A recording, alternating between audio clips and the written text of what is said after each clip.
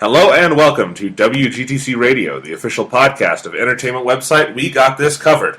I'm Jonathan Lack. And I am Sean Chapman. And we are here to talk about stuff with a new microphone. Yes.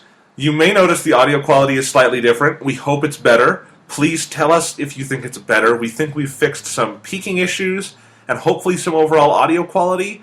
We still have, in no way, shape, or form, a professional setup. So, yeah, I mean, not even close. No. We are at a table next to our kitchen. I have my laptop out.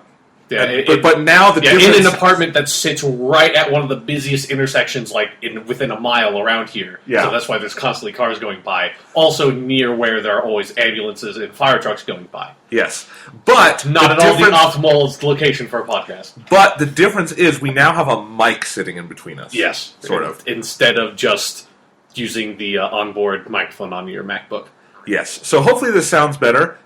Please tell us. We hope you like it. Give us some feedback on this. And, one day, hopefully we can have, an even better mic. I'm not going to wish for all the other stuff yet. Yeah. But, like last week, when we would have said that, we would have just said, hey, we wish we had a microphone. I know. So we are moving up in the world, yes. damn it. Yes, we are. Yep. All right. So on this week's episode of the podcast, we will be talking about a whole bunch of shit because no one major thing is going on right now. It's kind of the calm before the storm, though, because, damn it, soon we are going to talk about Iron Man 3, Star Trek Into Darkness, Man of Steel, there's all sorts of sequels and movies coming out. Yeah, we're just getting into the movie season now. Yeah. It's like this little calm before the storm. Yeah, so... Yeah, tons of stuff will be coming up, and we will be very busy from this point on. So this was a good week to, take a little stock of things and talk about one of our just bunches of topics, just running through sort of the news podcasts, which I'm really fond of. I like doing these, but I like them too. Yeah, you have to let sort of stuff pile up before you can do one. Yeah, so it's not a ton of stuff, but it's a good number of stuff. We're going to talk a little bit about Sean's continuing Uncharted adventures. Yes. We're going to talk... Now on to the Vita. Yes. We're going to talk a little bit about some really great movie trailers that have come out last week. Last week was a big week for movie trailers, partially because of the MTV Movie Awards. We'll talk about some big Star Wars news. Some might say silly Star Wars news. Yes. We're going to check in on Halo 4 multiplayer, because this is something we promised when we did our big Halo 4 episode last year. We reviewed the game, but we reviewed it in its first week, and obviously... any Halo game in its first week, that's not what the multiplayer is going to look like at all eventually. Yeah. And I think Halo 4 multiplayer has matured. It's coming to its own. Mm-hmm. Yeah, so definitely. we're going to talk about that. And finally, as always, we're going to talk about the latest episode of Doctor Who, Hyde, episode 4 of Series 7B. And so lots. It's like I just love your fucking. It's just episode 4 because. But it is episode. Like that's the thing is that this is like it's structured as a. It's not structured as episode 10 of a season. Yeah. That's not what it feels like. It feels like episode 4 because you know what? This is our 4th episode with the goddamn secondary main character. I guess it's because I think of it as being the 10th episode because I have archives of Doctor Who episodes. Okay. So it's I have a very specific how I order and name files. Yeah. So okay, that's fair enough. But it's and I'll think of it differently when I get the Blu-ray box set. And this is technically the 11th episode in the set because it'll also have 2 years ago's Christmas special on it. Cause it's been so long since... That's true, yeah. Anyway, we do that rant too much. But, in any case, we're going to talk about lots of stuff. First, I want to say, I forgot to talk about this last week, but my book that I wrote and published, Fade to Lack, A Critic's Journey Through the World of Modern Film, is now available on Kindle. So, if you want to read my book, but you don't want to read the print book, which I understand, because print books are... Just print is dead. Let's be honest. Who gives a shit about putting ink on paper, goddammit? I think a lot of people think that way. And so you can buy it for Kindle. It's only $7.99. And if you don't have a Kindle, I should say, this will obviously work on your iPad, iPhone, Android device, anything that has a Kindle app. And those Kindle apps are really nice. So if you just want an ebook copy and you have an iPad, for instance, you can read it on there. But also, the file of the Kindle copy, which is really nice, I had a professional service do it. It looks really good. It is DRM free. I specifically requested that because DRM is fucking stupid, especially on ebooks. Yeah. And if you can use a program called Calibre, and there are several other programs. You want to buy the Kindle copy, put it on your Nook, you can do that I made it that way. It's you buy the file, then you own the file, and you can do whatever the fuck you want with it. So, go ahead, knock yourselves out. Yep. That's the way to do it. So, and it's got put it on the torrent site, let people download it for free. Please don't do that. I would hate that, but there's no DRM, so I mean, it would take literally no fucking effort. I might just do that now. See, this is the problem. We've talked about piracy before. You have to find this weird balance where I want to give the people, what they paid for. Yeah. But yeah, there are assholes like you who have that attitude. Yeah. I mean, it's fucking jerk. No, I'm just playing devil's advocate. I'm just, Okay. I totally agree with you. DRM is bullshit, but it's all the shit is bullshit. I know. It's not like the other side, with the pirating shit is, in the right. No, of course not. But I'm not arguing for the site that's pirating. I'm arguing for the site who maybe wants to buy a digital copy and put it on something. Yeah. So anyway, you can. Fade to Lack is $7.99 on Kindle, and it is on sale everywhere on all the Amazons. It's and on Barnes & Noble. It's 10% off or more. I had no part in that. They just knocked a couple bucks off. So $17.99 in print, $7.99 is a Kindle book, and it just got its first professional review in the Denver Post last week. Rave review. I'm really flattered. Big shout out to the author. Thank you so much. Beautiful review. And I have to say, it's a surreal experience, having written reviews most of my life, to read a review about me. It's like going to a parallel universe. But no, I don't think it's. I was trying to probably not fucking close. I was trying to think of an analogy, and I couldn't think not of one. even in the ballpark of going to a parallel universe. Not really. All right, but Fade to Lack, Kindle edition. You may buy it. So, with that out of the way, Sean, last week. Yes. You told us all about the Uncharted trilogy, which you finally got around to playing. Yep. Yes. So, it's a trilogy, but there's another game. There is another game. It is interesting because while I was going through the discussion on the podcast, you reminded me of the existence of this other game and that I have access to that game because I am a PlayStation Plus subscriber. And when I subscribed to PlayStation Plus, one of the reasons I did that was because that month when you could do it, both Uncharted Golden Abyss, the Vita Uncharted game, and Gravity Rush, the other really great Vita game that everybody loves, were on that service. So I was like, if I'm going to get PlayStation Plus, I should get it now. And then I proceeded to completely fucking forget that Uncharted Golden Abyss existed because I didn't bother to download it on my Vita, unlike Gravity Rush that is still sitting there that I have not touched yet because there's a lot of other stuff for me to play. It's good? Yeah.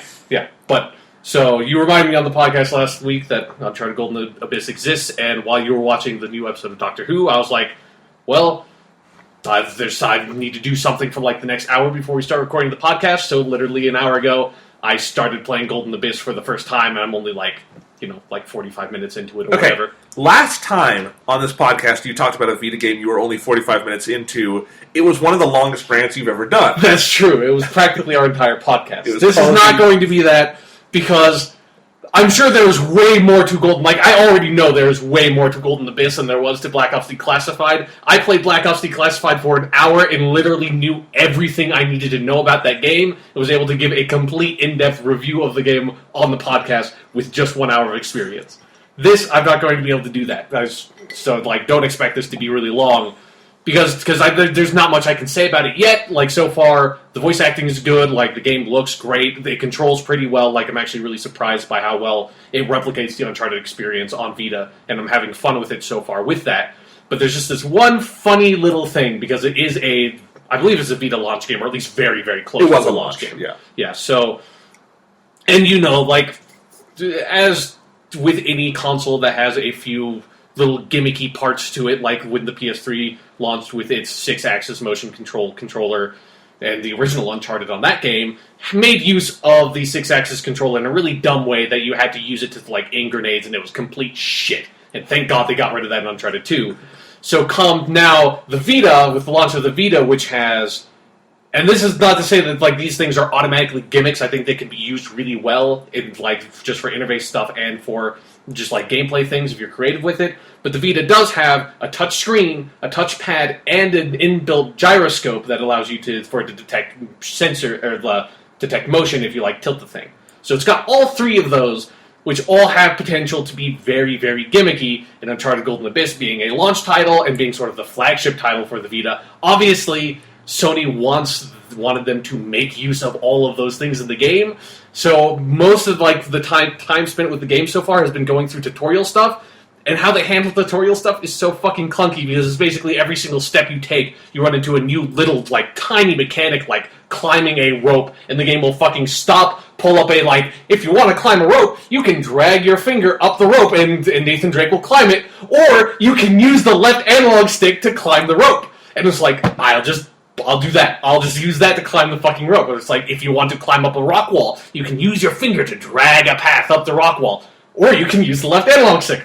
I played Uncharted on the consoles, and it's great because they replicate all the stuff you need to control Uncharted on a PS3 on the Vita with normal fucking controls. So you can completely ignore all of that, but every fucking time a new mechanic gets introduced, they, like, shove it in your face. It's like, if you're aiming, you could use the right analog stick, or you could tilt the Vita like you're a fucking moron and try to aim like that. It's like, no, I don't want to look like a complete fucking idiot while I'm playing my video game, thank you very much. I'll just use the stick.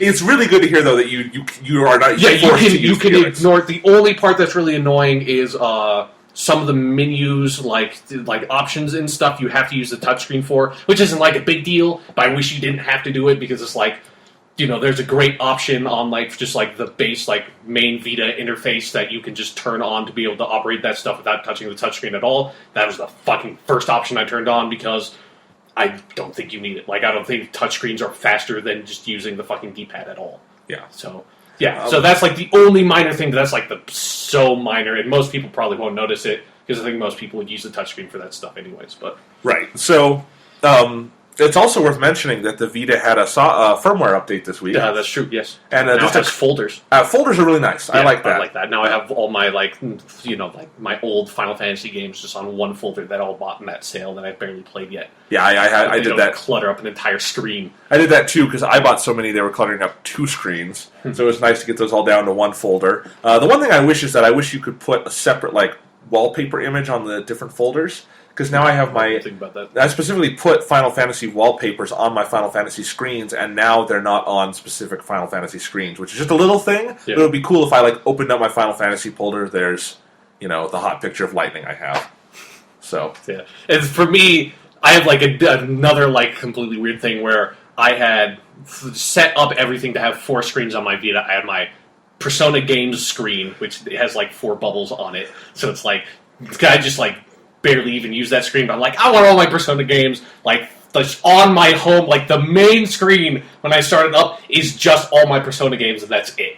And then down is all my other games, which now just includes my Final Fantasy folder, which is nice. Then below that is, like, some of the, like, peripheral, like, options, like, just random settings, like, internet browser, stuff that I'm not usually going to use, but if I do need to use it, it's on my 3rd one, and then my 4th screen is just all the other shit that I'm never going to use, and I just, like, threw it all on there.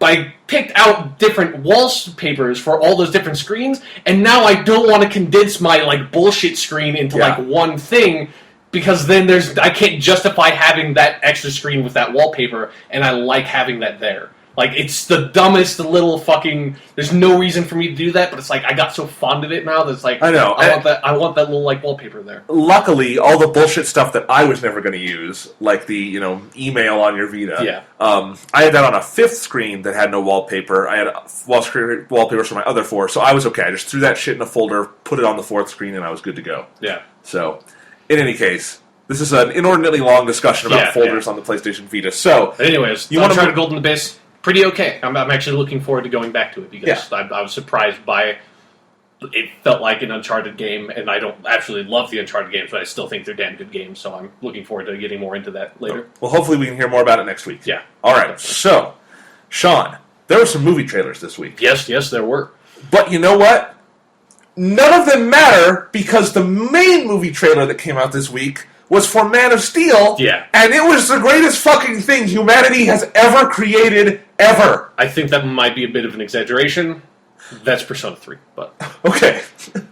But yeah. I mean, it was... That's kind of the emotion you have while watching it. It is a fucking awesome trailer. That is, for sure, yes. And it has united the entire internet behind it, too. Like, I can't find any negative. It's like, no, that is, like... the Superman trailer to end all Superman trailers. Yeah, like the most negative comment I've ever seen, I've seen a few of these are, this trailer may not be indicative of the quality of the movie, but this is a fucking awesome trailer. Yeah. Like it's always like, I don't want to be duped by this trailer, but this trailer is fucking great. And here's let's address that right up front. Yeah. Do you think there's any chance that this trailer is completely duping us?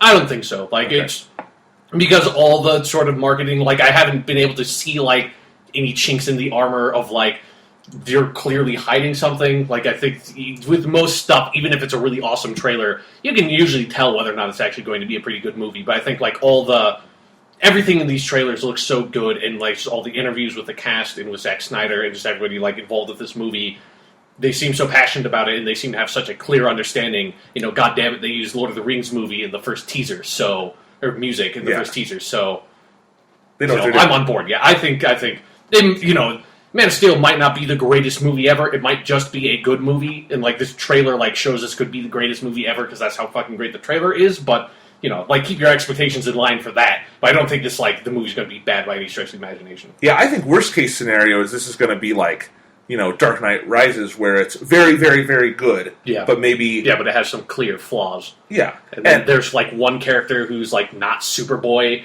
but he's basically Superboy. Then at the end of the movie, he's like, no, it's like my name's like John Hughes, but I'm Superboy.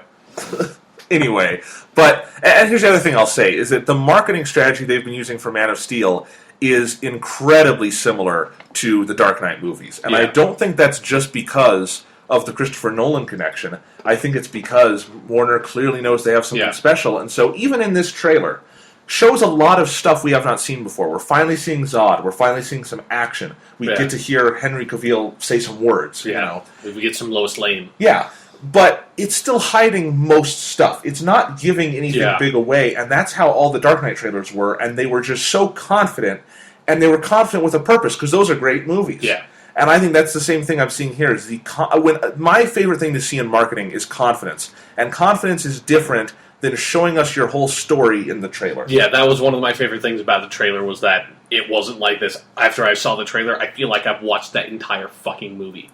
Like there was one. What was that trailer that was before Evil Dead for the movie? Oh, it's called The Purge. Yeah, The Purge. Like that's like a great example where I watched that trailer before Evil Dead. I'm like, I've seen that fucking. Like I feel like I physically sat here for 2.5 hours and watched that fucking movie. Yeah, and Man of Steel is not that way at all. It's just it's like, God damn it! I wish I had a time machine and could just go and see this movie right now. Yeah. So let's talk about what makes it great. Just a general outline of this trailer is because it's over 3 minutes, and I thought that was interesting. Yeah, it's a long trailer, which is why it's so impressive that it doesn't give anything away. Because it's really smartly edited. I feel. Yeah, but we see a little bit on Krypton. We hear a lot of Jor-El. Yeah, he same story as always. He's sending Kal-El to Earth. And we see some with, there's obviously going to be that kind of that familiar Superman arc of him coming to terms with himself, but the way they're doing it here looks very emotional and very honest. Yeah, and I like how it seems like they are like spreading that out into his adulthood, that it's not just like, he's Superman by the time he's a full adult, like he's clearly like, it seems like a big portion of this movie will be spent with bearded up Clark Kent, like going around having we're not wearing his shirt, being really like hairy chested and like trying to figure out, who the fuck am I? Am I Superman or am I dude on Deadliest Catch? Like, who am I? And while those are funny comparisons to make, I think that's exactly what the whole premise behind this is. What if Superman actually came to Earth as it exists? And that's what would happen. He wouldn't just hit puberty and be like, all right, I'm going to go off to the Fortress of Solitude, Dad. Yeah, it would be something I think a lot more introspective, and I like that, and I like the hints we're seeing of Henry Cavill's performance. Yeah, and I also like the idea because I don't think we ever got to see anything like this in the other Superman movies. I like that we're going to get to see Superman out of the costume doing some superheroics. Yeah. That it seems like that's part of one of his things is that in Smallville he kind of gets found out a little bit, and so he there's a little bit of a hint in the early parts of the trailer with Lois Lane's voiceover of like there is this sort of myth of this dude who's super strong and go around and helps people, but then leaves without any trace. Like I like that idea of there is this idea that there is this Superman kind of guy out there before Superman actually pops up, and Lois Lane's trying to find him out, weird cultural myth. Yeah, let's jump to that. I love that their interpretation of Lois that they're going to be doing here is that she's not just a reporter who Clark meets; she's looking for Superman. Yeah, I think that's really smart because I think I think they did a great job with Lois in the Richard Donner movies. It's Yeah. one of the best superhero girlfriends ever.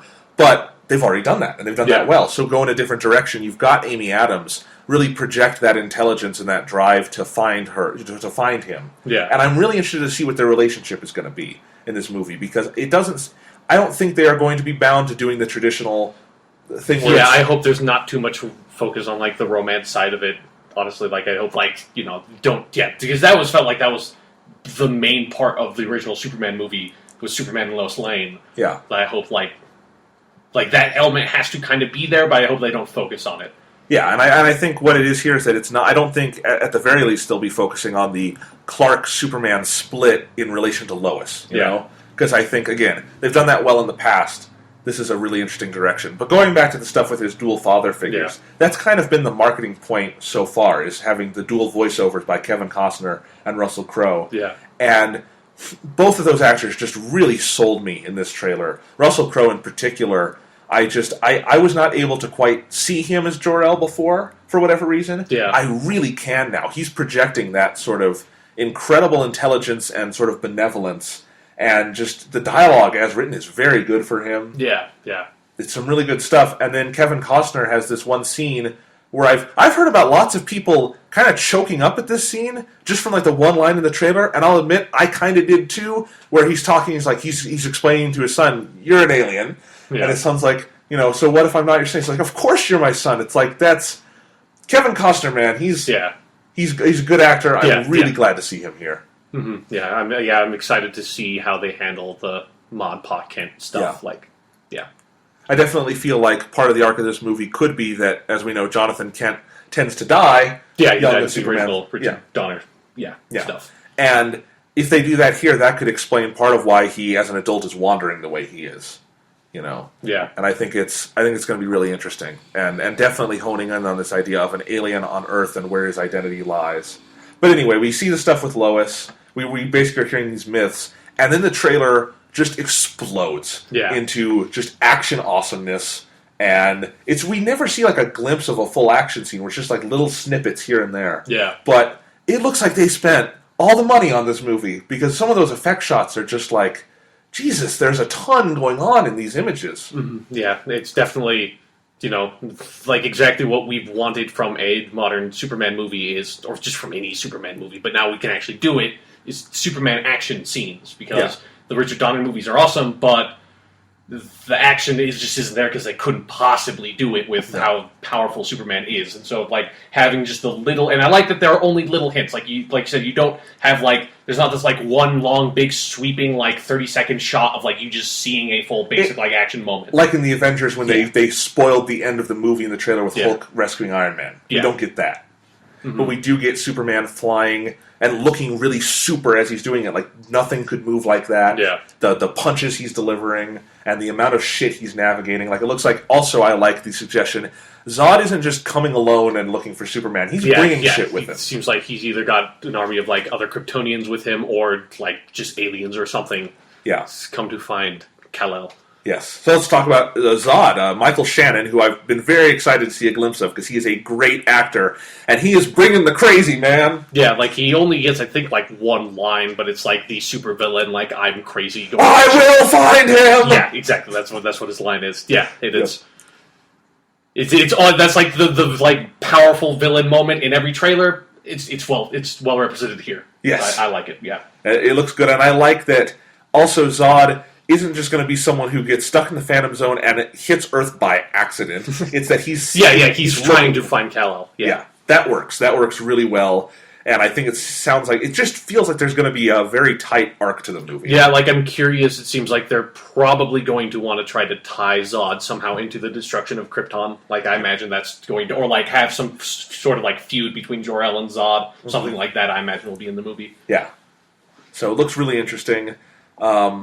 And in probably the best scene of the trailer, just a nice, simple dialogue moment, we see that Superman surrenders himself for arrest. Yeah. And Lois Lane is the one brought in to interrogate him, and he explains about the S on his chest. But it's not really an S. It's like this is something that sort of modern Superman stuff does a lot. That the S tends to be it doesn't stand for Superman because that's super fucking hokey and really egotistical, right? That's like, I'm just gonna wear a big fat fucking S because, God, I'm motherfucking Superman. Doesn't seem like something Superman would do. And usually they'd say that the S is, it is the symbol of the House of El on Krypton, which, I think that's what the current explanation of the New 52. And this, they're saying that that S symbol on Krypton means hope. And I really like that, because that's what Superman is. That's what he represents in the DC Trinity. So, yeah, I like...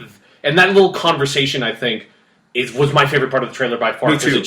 It was the most you got to see of Henry Cavill's performance as Superman, like, in the costume and everything. And he fucking nails it. Like, I like... Yeah. It feels like he's read All-Star Superman, because that's what he feels like to me. Like, he feels like he is extremely respectful of humans, but he's also very relaxed because he knows nobody can do shit against me because I'm fucking Superman. So it's like he's not being arrogant about it, but it's like he doesn't have to be really tense. He's not on edge. He's not fucking Batman, like, growling and yelling at people. He's like, I'm here. I'm letting you talk to me. You want me under arrest. I will allow myself to be under arrest, and we can have this conversation. It's like, I'm fucking Superman. Like, if I wanted to leave, I could. And it looks like he probably does at the end of that scene because of something. But yeah. Probably he's got a good reason. Yeah. And I think that's a great way to put it. I couldn't quite put into words what I love about his performance there, but I do think there's just this relaxed naturalism of he feels like he is Superman. Yeah. And he's obviously doing something very different than Christopher Reeve did. Yeah. But that's kind of what Christopher Reeve always nailed, was this just, he was so relaxed in the part. Mm-hmm. And I think that's what you need. And I think that's maybe something that Brandon Routh in Superman Returns, he was okay in that movie, but I think that sense of relaxed, like, I am Superman was not there. And like in the weird sense of him being very humble, even though he's Superman. Like, I guess that's how I would feel about it. It's like, he's fucking Superman, but it's like he doesn't act like he's a god or anything, and it creates this really interesting contrast when he like fucking flies down right in front of you with red tights on. He's like, hey man, what's up? Yeah. Yo, I'm Superman. You want to rap for a second, dog? It's not like that, but okay. That would be a weird Superman movie. Anyway, someone probably wrote him like that in like the 90s. I don't probably know, the Tim Burton movie. Mullet on. Yeah, that Nicolas Cage would have been saying all that. Yeah, exactly. Let's just stop for a moment and think about, like, what if we had gotten like the let's not. Let's move on. Nobody would ever think to give Tim Burton a Superman movie and then cast Nicolas Cage as Clark Kent. That'd be crazy. Anyway, but other thing I want to say about this Man of Steel trailer is I believe that is the Hans Zimmer original score propelling it. Yeah. Fucking brilliant. Yeah, it's a good sounding score.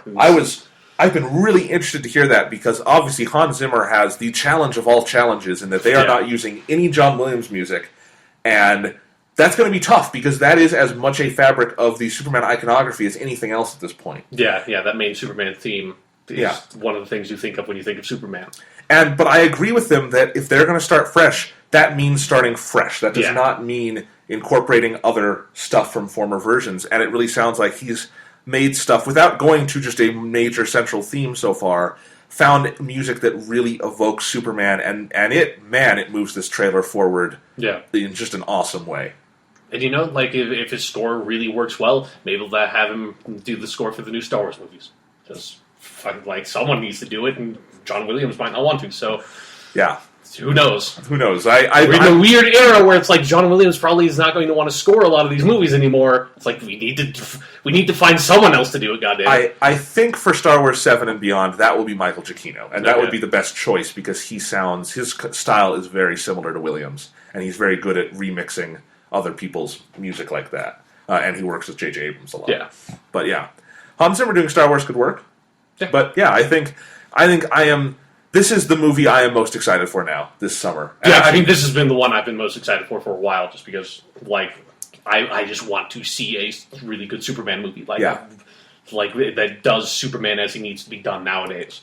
Right. And I think it's also worth noting that it's weird to say this is not a sequel, because it kind of is. It is, but it's really not. It's a fresh start for Superman, and I think while it is an established franchise, it's one of the only big movies coming out this summer that is not part 2 of something. Or part 3. And while I am insanely excited for Iron Man 3 and Star Trek Into Darkness and all that, I've seen some of that before. Mm-hmm. I've not seen this before, because there's never been a real Superman movie in the sense of really taking advantage of who Superman is and what he can do.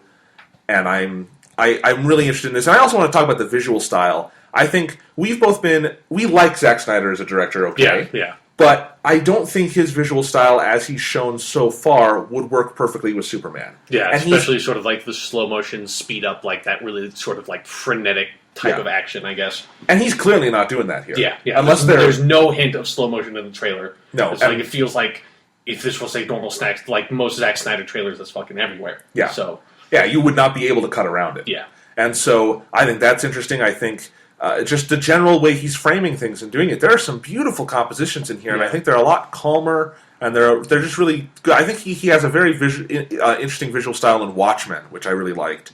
But he regressed very much in Sucker Punch, which is a piece of shit, one of the worst movies ever made, and I think this will be a nice redemption for him. Yeah. So I'm very excited for this. Yeah, without a doubt. And like it's something where I have to admit that one of the reasons why I want Man of Steel to succeed so much is because Batman's too fucking popular right now.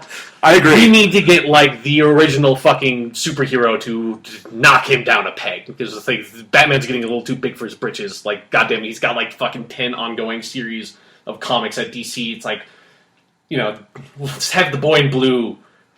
Let's have him pop up and be like, he's fucking Superman. Yeah. Superman's fucking cool, and I am goddamn tired of people not pretending that they don't think Superman. Because everyone thinks Superman's fucking cool. Everybody loves Superman, but nobody wants to admit because, he's so unrelatable. He's an alien, blah, blah, blah. Fuck you. Superman's awesome. Man of Steel is going to be awesome, and so hopefully like that will be like, everyone can be like, yes, Superman's great. Like, we knew he was great back in the fucking 70s. Yes. Are you... do you want to just go ahead and give your full rant on the most recent Superman v. Batman poll? Yeah, it was just something where the DC recently released... not DC, they obviously didn't make the game, but NetherRealms, the Mortal Kombat guys, made a DC fighting game called Injustice: Gods Among Us. The worst name for a DC fighting game ever, because it doesn't invoke DC fighting at all. But to promote the game that came out last week, they had sort of a poll that everybody could vote on of like this tournament. It was actually kind of cool because you could see the fights after they were out of like who will win in this like tournament against the battle of the DC superheroes. It's like you know who's going to win against Green Arrow or Wonder Woman. It's Wonder Woman, or who's going to win against blah blah blah. And then eventually, obviously, it came down to Superman and Batman, and that is the only one I bothered to vote for. I did vote for Superman because fucking Superman would win. Oh my god, Superman would win in a fight. Like, we went over this when we reviewed the Dark Knight Returns. Yeah, Dark Knight Returns movies. It's where, that's the most famous example of a Batman-Superman fight. Because, Batman does not really win. He fakes his own death in the middle of the fight. And then Superman just decides not to bring Batman in because Superman fucking figures it out at the funeral, too. So it's like, Batman does not win that fight, but that's the one that everyone brings up. Everyone brings up, like, Hush, where Superman gets temporarily mind-controlled by Poison Ivy, and Batman does not beat Superman in that story either. Superman would fucking kill Batman if he hadn't been fighting the mind control, and all this bullshit. Everyone thinks, like, everyone wants to say Batman will win, so everybody voted, Batman won the competition. Fucking bullshit. The dumbest fucking I hate it. I hate it so much. Because even if you, and I can totally understand if you like Batman more, I probably like Batman a little bit more than Superman. I've certainly read more Batman comics, but Superman would win in a fight. Like, let's be fucking real here. Superman is Superman. Batman is a dude with a lot of money with ninja training. Superman's a fucking god. Batman can't even touch him. Batman can't even get close to touching him. Superman could literally blow up the goddamn Earth if he wanted to beat Batman. Batman can't do anything against that. Superman would win. All right. So, while we're at it, do you want to settle the eternal debate, Superman versus Goku? I saw that there was like a video. I really liked that fan-made video. I thought it was really well done for what it was. Like, it wasn't fan-made, it was Screw Attack. Well, Screw Attack, I consider that fan-made. Okay. Like, I'm just saying it's not like, fucking, like, Funimation and DC got together or anything. Oh, yeah, Funimation wouldn't know. Anyway, but... yeah, that was a good analysis, although, okay, now Dragon Ball Z Battle of Gods has come out. Goku has attained godhood. Could he defeat Superman then? Superman's Superman, dude. Like, I think it would be a really close fight, but I still could basically agree with what that video I came out with. It's like, Goku's awesome, and what is awesome about Goku is that he becomes stronger and stronger and keeps overcoming his limits, and that's what's great about Goku. And this, like, Superman doesn't necessarily have that element. I mean, he does, but not in the same way. It's not, like, emphasized in the way it is with Goku. But Superman's fucking Superman. Like, if you really look at how powerful Superman is, especially when he takes advantage of, like, the yellow sun, if, like, they're up in space, Superman would fucking defeat almost anything. No, and I agree. Like, Superman's beaten Darkseid multiple times. Darkseid is literally a god. Goku couldn't beat a god in that movie, from what I've heard. So, yeah, no, he loses the fight. So there we go. Yeah. Superman would win. Okay, that's fine. All right, so Superman versus... No, I'm just kidding. Okay, but Goku would also beat the ever-living shit out of Batman. Yes. So... And I think now we need Superman versus Goku versus Batman. Three-way fight where Batman gets just knocked... Yeah, like 1 second into the fight, like, Superman and Goku immediately go at it, and the shockwave of the first punch, like, vaporizes Batman. It's like, there, done. We can prove once and for all, Batman's cool, Batman would lose in the fight. Like, let's be honest. And then we can have a really cool, relatively equal fight between Superman and Goku, where Superman would probably win. Yeah. All right, so I like this. Yeah. Okay. Vegeta could be there too, and he would also get knocked on his ass, and then he would cry in a corner for, like, the rest of the fight. Yeah. Like in Dragon Ball Z Movie 8. Sure. All right. Okay, let's move on. Let's get past this. This conversation is getting weird. This conversation is getting... We have gone down a nerd hole, and I don't know if we can crawl back out of it. Well, I mean, we're moving on to the Star Trek Into Darkness trailer, so no, we're not crawling out of it, because what if Superman had to fight the Enterprise? I think Superman could tear through it like... Yes, but if Kirk was piloting the Enterprise, Superman, and Kirk seduces Superman... Superman versus the Borg Cube. That's not fucking... Okay. That's nothing. Okay. Because the Borg Cube's also villainous, so, like, Superman gets hero powers, he automatically wins. At least, like, Superman versus the Enterprise, they're both, like, protagonist status, so there's some real clash there. Alright. Next movie trailer we are going to talk about is Star Trek Into Darkness, y'all. I feel like I have to say it's stupid because the title's dumb. Yeah. Star Trek Into Darkness. Yes. So, Star Trek 2, new film, J.J. Abrams, Enterprise, blowing shit up and taking names. New trailer came out this week. Well, apparently not taking names, because do we know what Benedict Cumberbatch's John Harrison. Okay, so we do. So yeah, there is some taking names going on. Here's the thing. I didn't realize we have known Benedict Cumberbatch's name in the movie for like half a year now. But people are still saying he's Khan, which is why I didn't think they knew. And fucking stupid-ass news sites are still doing that too. It's like, oh, well, they released an official name, and you actually hear him called that at one point in one of the, like, TV spots, but fuck it, that's not his name. Yeah, he's clearly Khan. Even though he's not, Latino or anything. He's not Khan. Yeah. Like, I would not be surprised if they maybe pulled in some, like, of the eugenics stuff. It, like, kind of made him Khan in that sense, but he's not Khan. No. Like, it's dumb. Yeah. So, what do you think maybe, like, he'll have a code name that's, like, KHAN, and it stands for, like, covert something? Covert, like, it's, like, Mortal Kombat? Yeah. Yeah. All right. You can only hope. That way, it'll be the dumbest reference since Robin in Dark Knight Rises. So okay. So, Star Trek Into Darkness, this is the final trailer, presumably. It's so many fucking... I feel like I've seen so much from this movie. But I think we've seen a lot, but I still feel like we haven't seen anything all that substantive. So I'm still really... They've all been very, very action-heavy. And this was very action-heavy, too. But this is my favorite trailer so far because it has some good character stuff in it. Like, specifically, going back to the Captain Pike, Captain Kirk, I guess he's Admiral now. Yeah. Admiral Pike, Captain Kirk relationship here, which was kind of the center point of the marketing for the first film. And it's really great in that movie, too. Yeah. I really like that. There's some good stuff there. Bruce Greenwood, really good. Yeah. And I just like the hints here that Kirk's ego is going to get the better of him, and I think while a lot of the Star Trek Into Darkness stuff so far does not feel Star Trek-y to me, that does feel like what young Kirk would be like. Yeah, like very brash, very full of himself, very not Superman. Well, especially if... Anyway, if you were to give Kirk at that age command of the Enterprise, which in the, real timeline he would not get until much later in life, when he's, really mature enough to have it. Yeah, when you would actually give someone fucking control of a ship. Right. So what would that Kirk be like? And I think that's an interesting thing to explore for this movie, and I'm really excited for that edge. And this trailer makes me more excited for the film than I think I have been so far, because it really does feel like they're going to do some interesting character stuff here. It feels like the threat is very big. Benedict Cumberbatch is great. Yeah. Like, that's the most excited I am, like, part of the movie I am. It's like, I want to see Benedict Cumberbatch in this movie, because he looks like a fucking awesome villain. Yeah. So, it looks like this is a summer of good villains. Yeah. Also got Ben Kingsley being the Mandarin. That should be good. And a little racist. We'll see. Well, Michael Shannon's not a Kryptonian, so that's pretty racist, too, honestly, if you get down to it. Like, literally racist.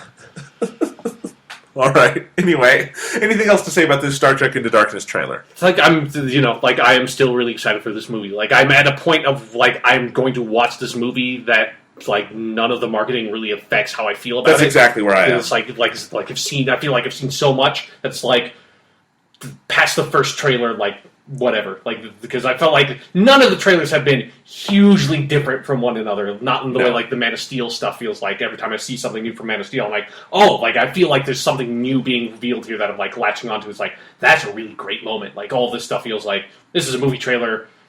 I want to see this movie. Yeah. And...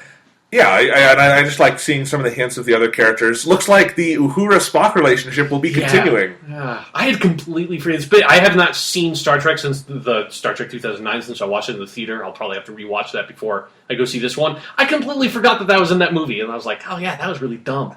Why did they do that?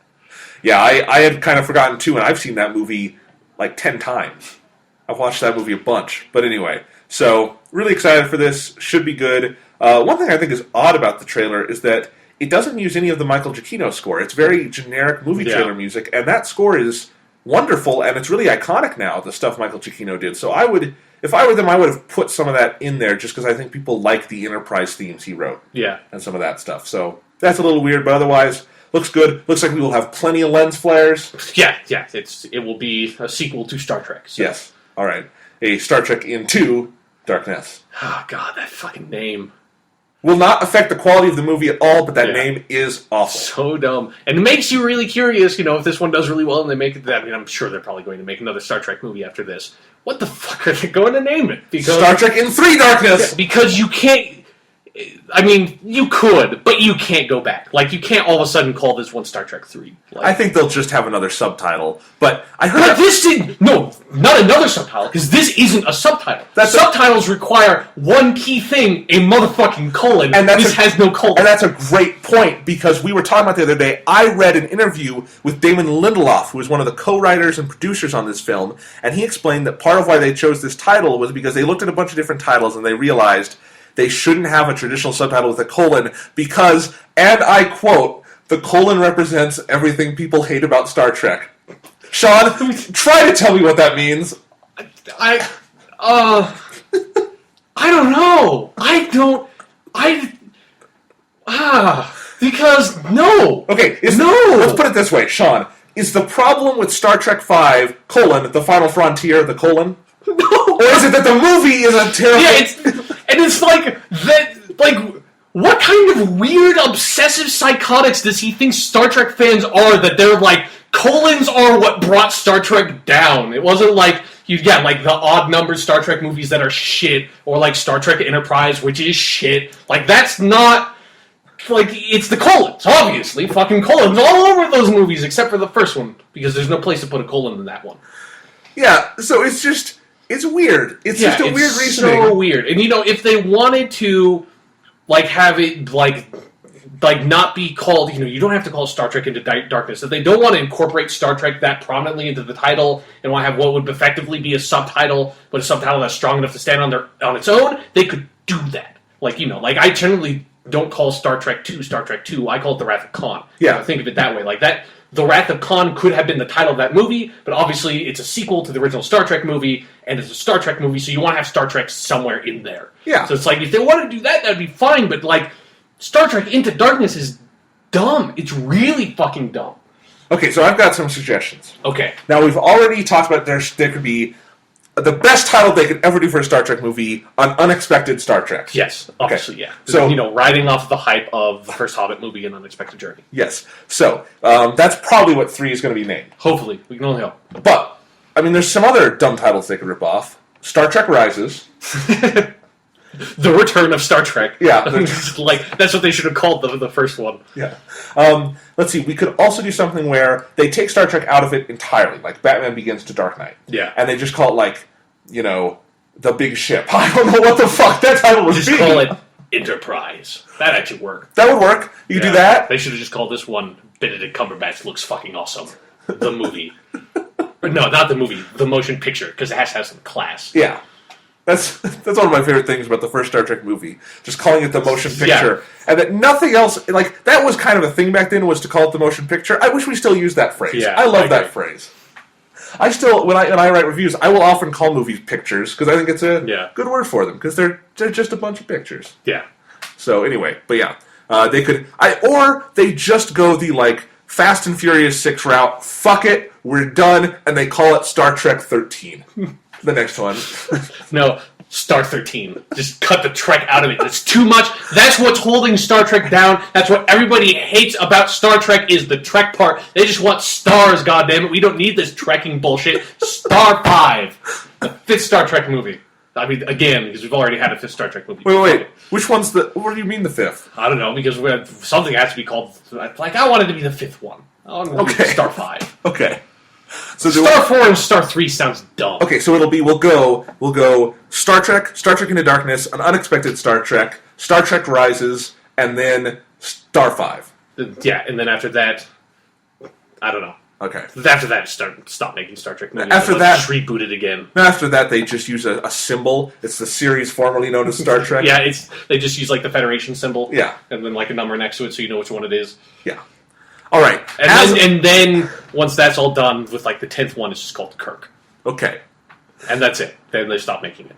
Oh, I thought they would go on one more and do Sulu and bring George Takei back and just let him do like Sulu as an old man, just being awesome. And with that one, they go back to the original series timeline and like pretend that the new one doesn't even exist, just to piss off all the new fans of the new series. Speaking of which, we're recording this on April 20th, a couple days before it comes out, and this is George Takei's birthday. Oh, happy birthday, George Takei! Yeah. You are awesome, and you make me laugh all the time on the internet. You're awesome. All right. Yeah. Wouldn't it be great if they did the same thing in one of the Star Trek sequels that they did with Leonard Nimoy in 1, but it was for Sulu? I mean, they should do that for all. That's what they should do for all the movies. Is just like roll in old cast members. Yeah. But you couldn't do DeForest Kelly, so that's... And you couldn't do Scotty. That's true, yeah. All right, never mind. This is sad. Yeah, let's move on. All right. Next and final... We need to move through these trailers faster. Our conversations are getting fucking weird. Okay. Final... Okay, we can't do this with this one. I know, there's no way. Okay. Final trailer we have to talk about is for the debut trailer for The Hunger Games 2, the sequel. It's actually called The Hunger Games Catching Fire, based on the second book in the series, as I understand it. I hope it was based on the second one. That'd be weird if it was based on the third. Yeah, they just skip. Or they do. It's based on the first one again. Yeah. It's a remake. No.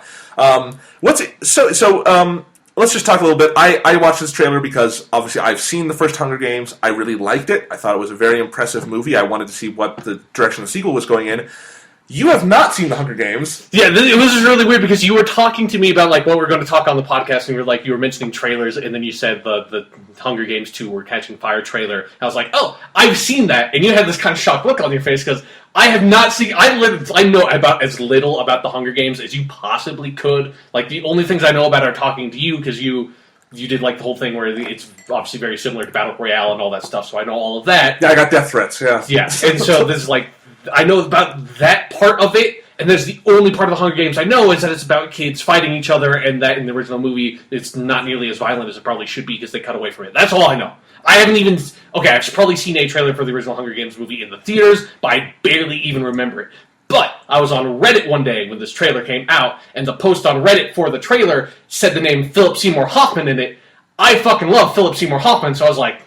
I'll watch, like, I had nothing else to do, so I was like, I'll watch a 2-minute video that has some, like, 15 seconds of Philip Seymour Hoffman. More than 15 seconds of Philip Seymour Hoffman, so I was pretty happy. He was kind of like the glue holding it together. Yeah, he really was. Like, there was a lot more, like, emphasis on Philip Seymour Hoffman than I was expecting out of a Hunger Games movie. Yeah. So I was like, that's awesome. Yeah. And then I was also like, this looked nothing like I expected anything to do with Hunger Games. Like, I didn't think Hunger Games had, like, this weird pseudo, like, Clockwork Orangey dystopian, like, government overriding the fucking people type thing, like, with the press. And it's like, what the fuck?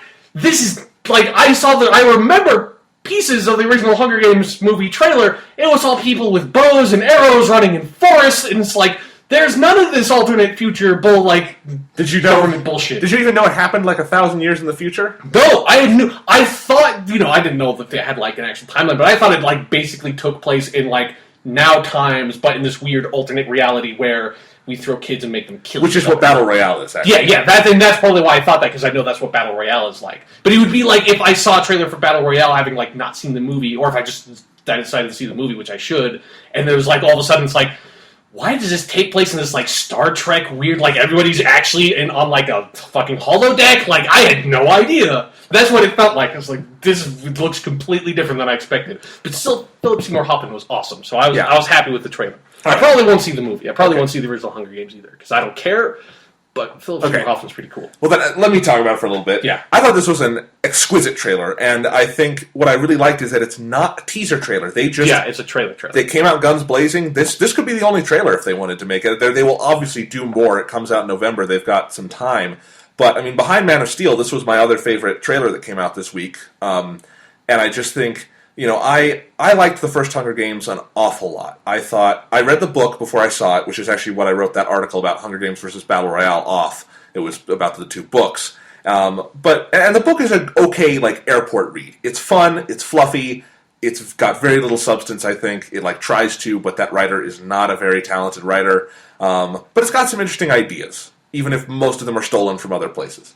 And what Gary Ross, the director, did in the first Hunger Games is he made that story so inherently cinematic that I couldn't even imagine going back and ever reading the book again if I wanted to see this story. I would just watch the movie because it feels like it was born for cinema. It has no place even being a novel at that point. He did such a phenomenal job making that cinematic, and there were limitations to what he could do because he had to make it PG-13. Yeah. So yes, it is not nearly violent enough, and it does puss out around the hour mark. But that first hour building up to going in is just great movie making.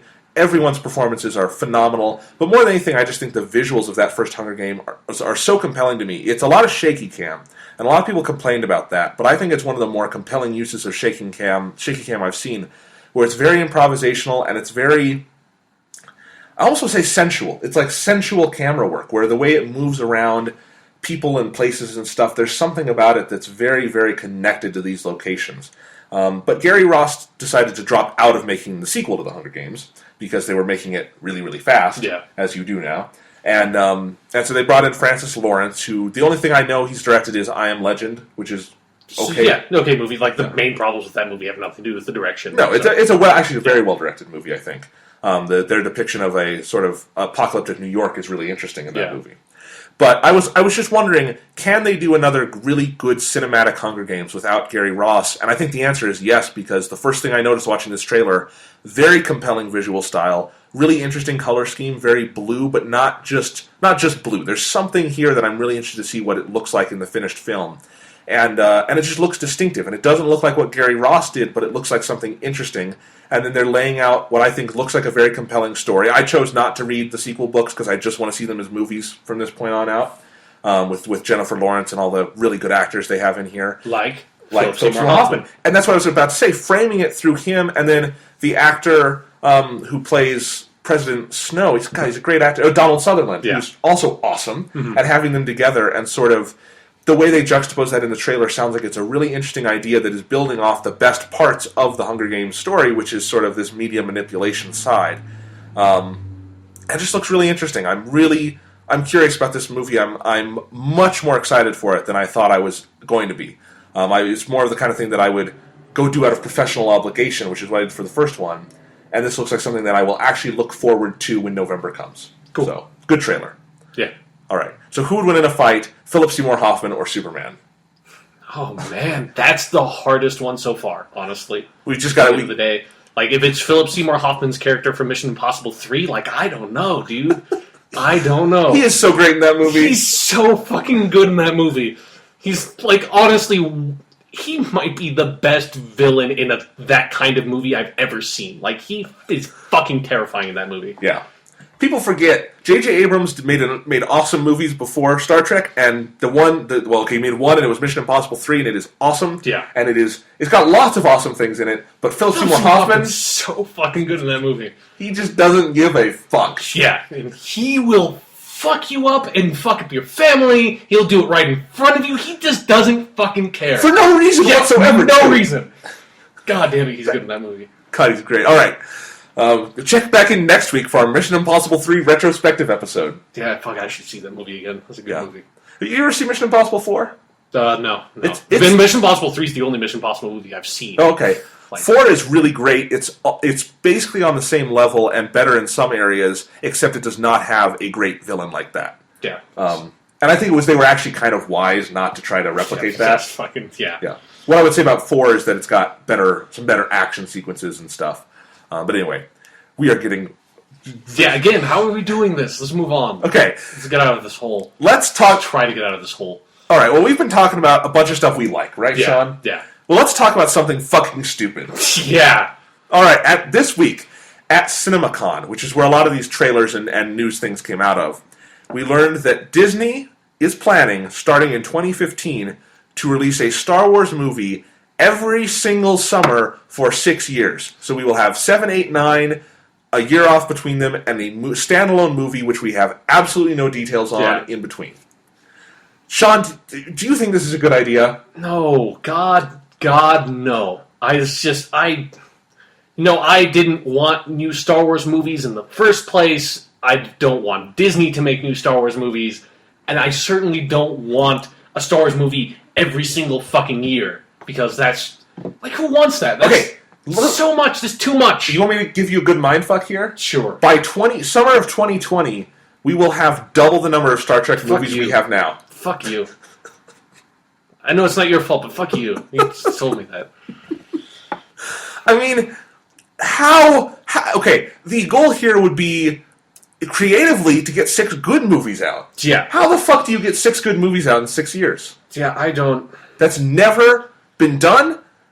It's never... Nothing... Yeah, and it's just really weird because, it immediately makes me think of Activision in Call of Duty. Because it's like exactly what Call of Duty became after Call of Duty 4. I guess kind of before that, but, you had Infinity Ward making Call of Duty, and then you also had Treyarch making Call of Duty games, and you just, both of them had 2-year cycles, so you just released them every single year. And so there's the off-year one, and there's the on-year one, and, Call of Duty eventually flipped where people are looking forward more to the Treyarch ones. Yeah. So do you think that'll eventually happen? Like, Star Wars 8 will just be shit, and then we'll, be looking forward to the Jabba the Hutt spin-off movie, and then that'll be great, and then Star Wars 9 will kind of redeem itself or something?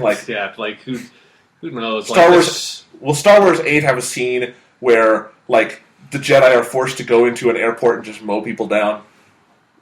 Hopefully. Okay. That'd be awesome. But, yeah, it's just weird because, I don't know, it just doesn't, obviously, I don't know a huge amount about making movies, but it just seems like that would be fucking hard to do. It would be, especially with Star Wars movies. It would be one thing if it was, this is kind of, we recently watched that Zatoichi movie. And Takeshi Kitano's reboot, 2003. Yeah, I was trying to think of that name. It's fantastic. It's based on this old series from I think the 60s and 50s of Japanese Chanbara samurai movies called the Zatoichi. That there's 26 of them.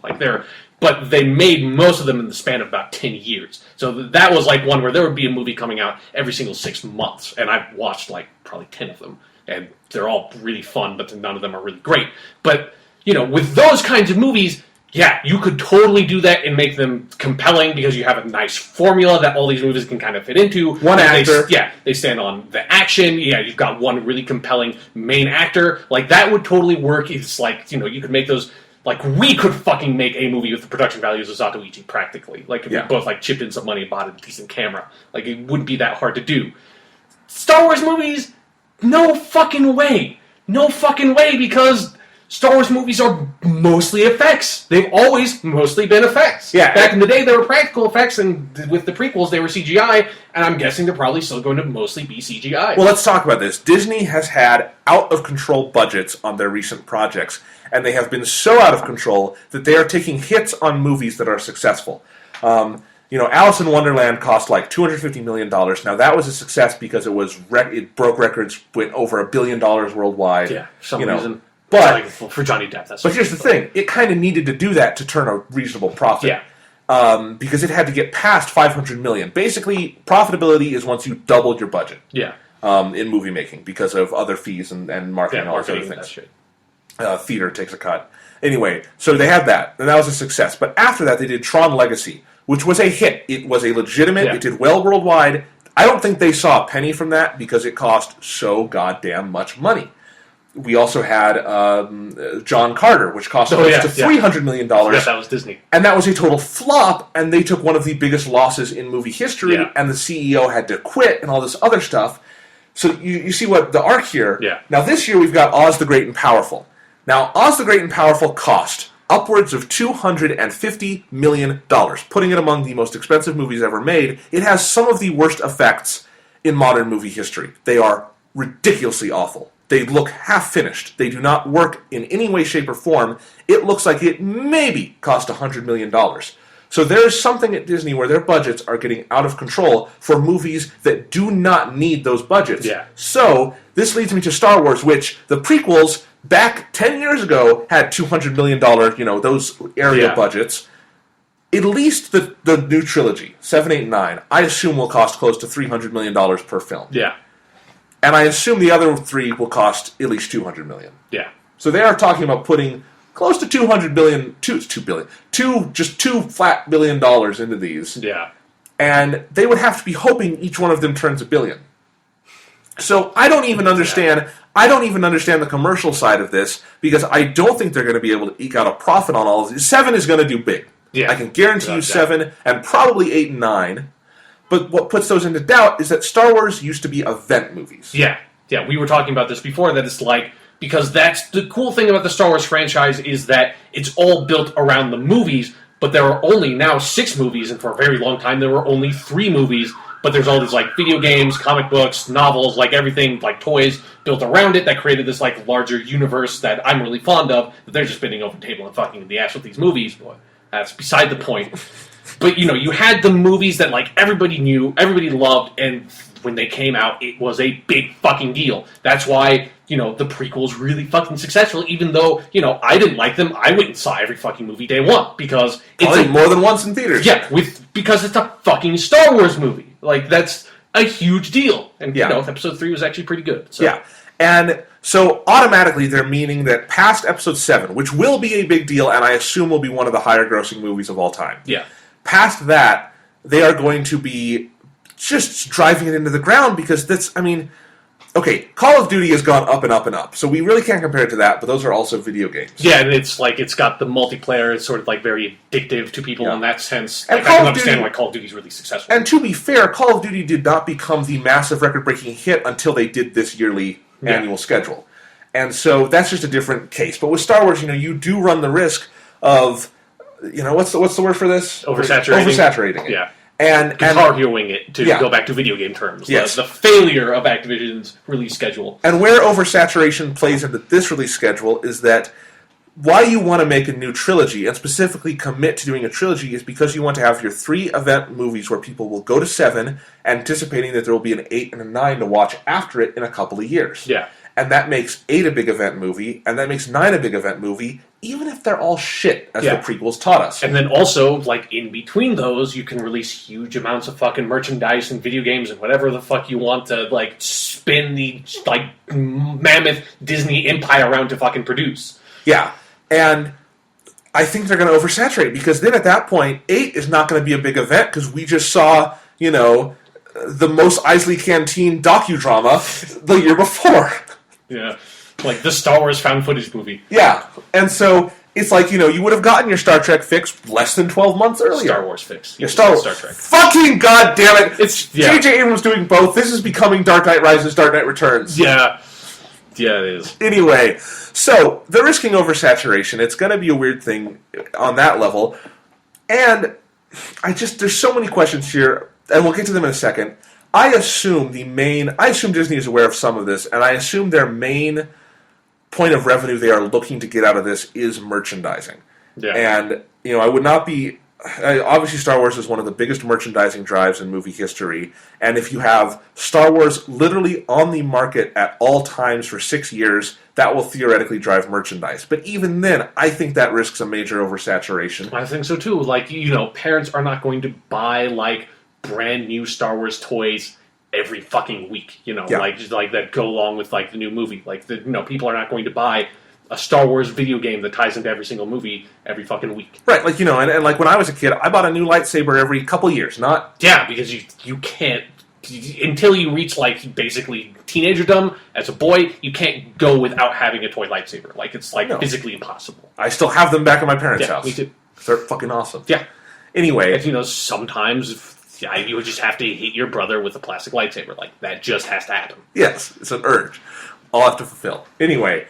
But, I agree, because here's the thing. This is another mindfuck I gave you the other day, was if they are making a Star Wars movie every year, and they're coming out in the same time frame every year, that means there will be, for 6 solid years, every month of the year, a Star Wars trailer playing in theaters. Yeah. Or there will be ads for the DVD of the previous Star Wars movie on TV, so there will be a Star Wars ad wherever you go for 6 full years. And I think Disney is trying to capitalize on that and make 6 years of Star Wars orgy fervor. But there's no way that can work. Yeah. There's just no way that can work. And I'm not even worried about eating my words here because I'm pretty goddamn sure I'm right. Yeah, I don't... This is fucking crazy. This is so... Everything we find out about the Star Wars movie, other than J.J. Abrams directing it, just feels kind of insane at this point. Do we want to mention they've canceled the Clone Wars? Yeah, the TV series. That's basically left high and dry. And they've done... What other shit have they done recently? Oh, they shut down LucasArts. Yeah, so they've just been kind of taking a hatchet to everything the old fandom kind of liked in terms of expanded universe stuff.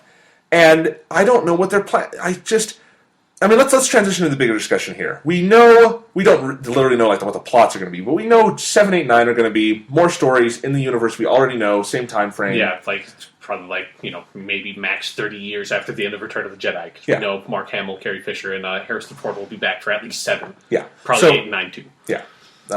If they're all alive. Yeah. I really hate to say that, but Harrison Ford is 70 years old. That is true. And I hope he lives to be 200, but, in any case. Another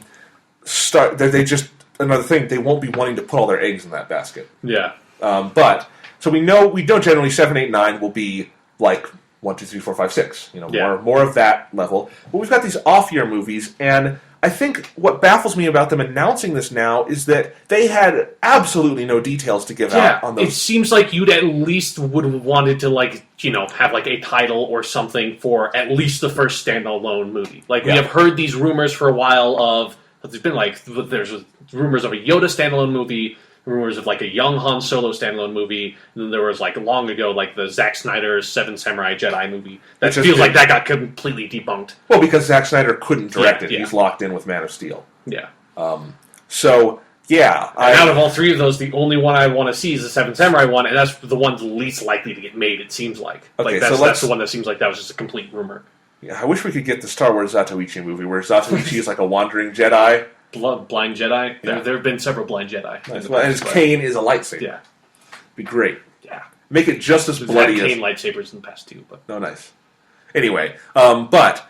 Do you want to see... It's been done in the expanded universe, I assure you. Whatever it is. Yeah. Alright, so Sean... Other than a Yoda origin movie. Well, let me ask you these things. Do you want to see a Yoda origin movie? God, no. Out of all of those ideas, that's the worst. I don't want to see a young Han Solo movie. I know, at least in the existing expanded universe, I know Han Solo's past. He was at an Imperial Academy. But they're not going to be using that. Yeah, they're probably not going to use that. They might, who knows? It's but there's nothing, really interesting. There's nothing I really want to see in a movie about Han Solo's past, there's nothing...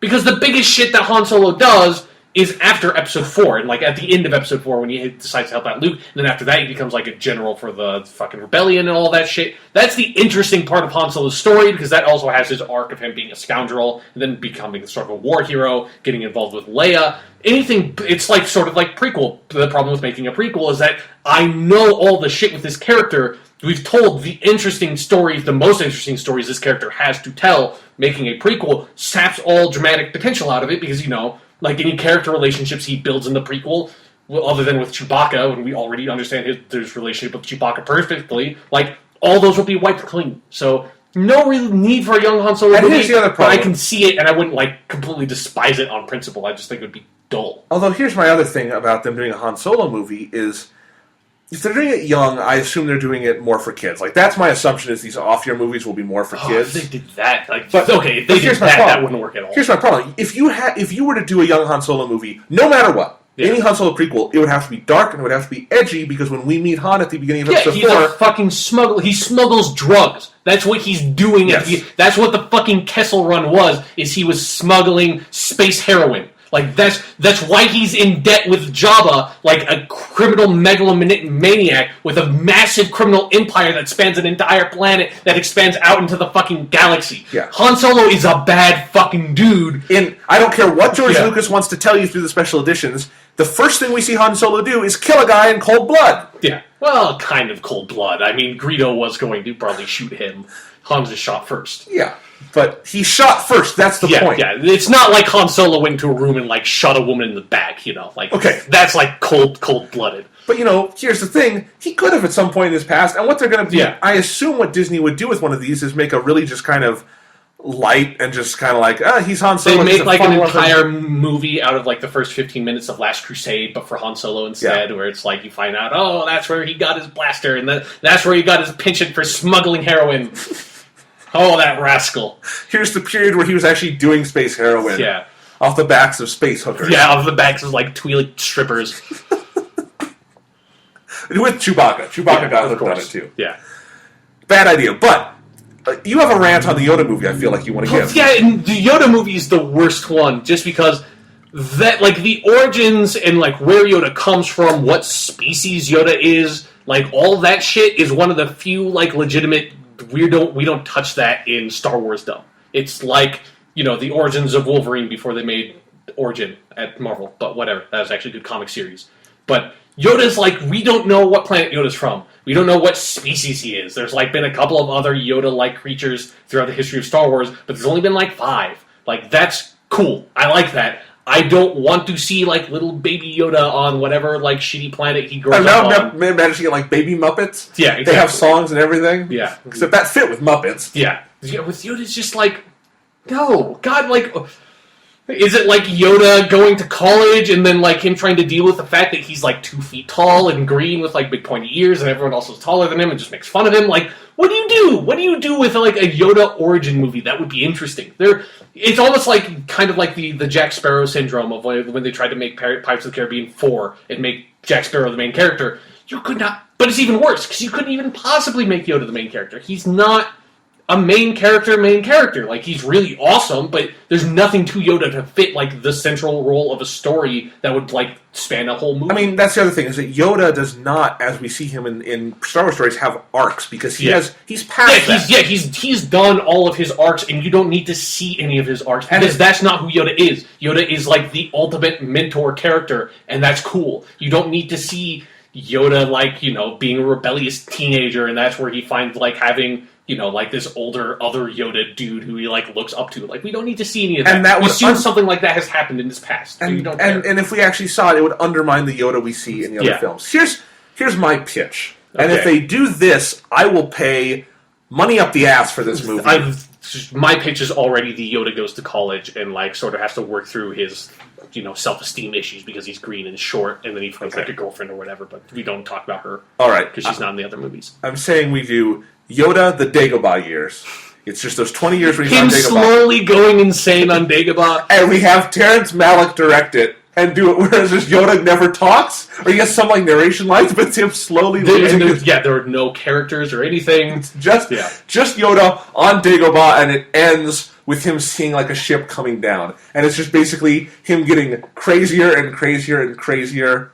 Like, this is really weird, but like the first thing that came to my mind is that there would be a point in the movie where Yoda goes to the cave, where Luke goes into and like fights himself, and like, well, that bullshit is like looks like Darth Vader. And when he goes in there, he just sees like two Yodas fucking like it's like his sexual repression because he hasn't gotten laid in like 500 years.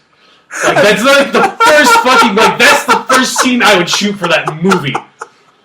But it wouldn't even be like Yoda would have like no emotion. He'd just sit there and watch it for like 3 minutes, and then he'd just leave the cave like no emotion, nothing, because it would be like halfway through the movie.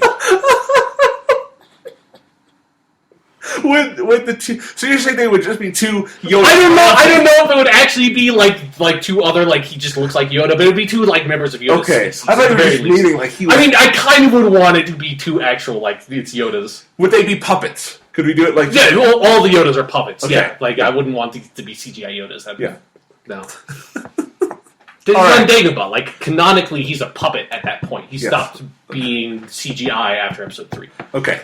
So I love this idea. I think this needs to be the Yoda movie. Yoda on Dagobah. Like, what if they did do... I mean, we're being really cynical here, but what if Disney does have this really weird plan up their sleeve of we're going to make super experimental off-year Star Wars movies? Like, we're not going to do... There's no way they're doing this, but we're not doing, like, the cynical commercial, like, Yoda Goes to College movie. We're doing the, like, crazy fucking, like, David Lynch Star Wars movie. All right, well, name a single project Disney has done since Walt Disney died. Like I said, they haven't... They're not going to do that, but they theoretically could. Like, that is technically on the table, even if they're never going to do it. Like, that option technically exists. They're never going to do it. And it's Disney, for fuck's sake. And I guess we should bring this conversation back around, is that if we had an indication that they were going to be using these off-year, movies to explore the Star Wars movie world in really compelling ways that we have not seen before, I would be all on board. Yeah. 100%.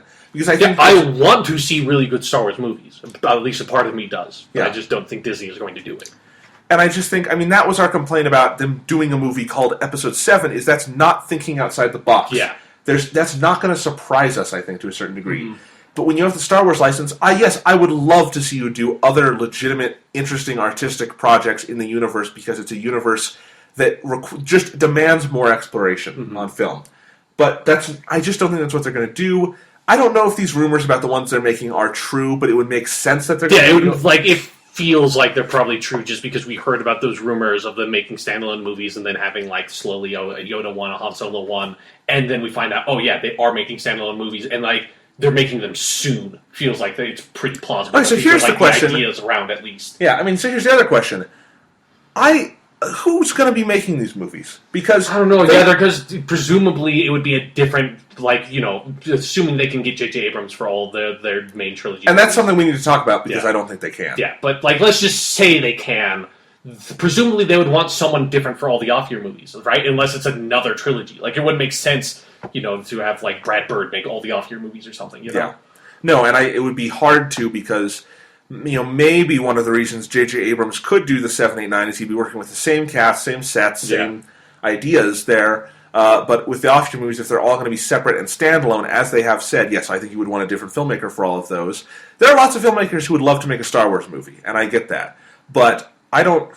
the one who's going to make it for 2016, they would have to have him on board now, starting on it tomorrow. This is... Yeah, it's just something where it's like, because you don't want to get some random dude for a Star Wars movie, so it's it seems like for those 6 years they're going to completely lock down the top tier Hollywood directors that would direct this kind of movie, Maybe they'll go the route of getting some up and comers. There was a rumor that Colin Trevorrow, who's an indie filmmaker, was going to do Star Wars 7. And obviously that didn't happen, but he is doing Jurassic Park 4, which makes sense to me on that level.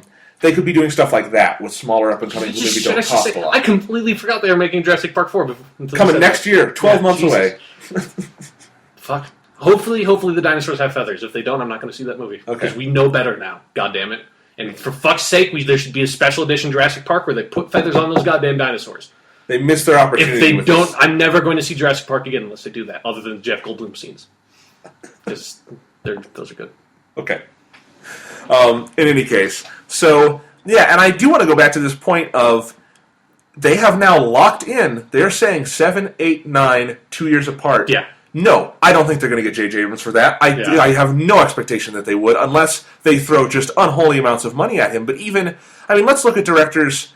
Let's just look at his own history. He did Star Trek. Star Trek's a big hit. Paramount probably would have paid him anything to put Star Trek 2 out in 2011. Yeah. 2 years later. And he said, no, I want to make Super 8. I want to go do my own thing. Yeah. Because he's just that kind of director. That kind of director. It's clear he has a lot of different things he wants to do. Yeah.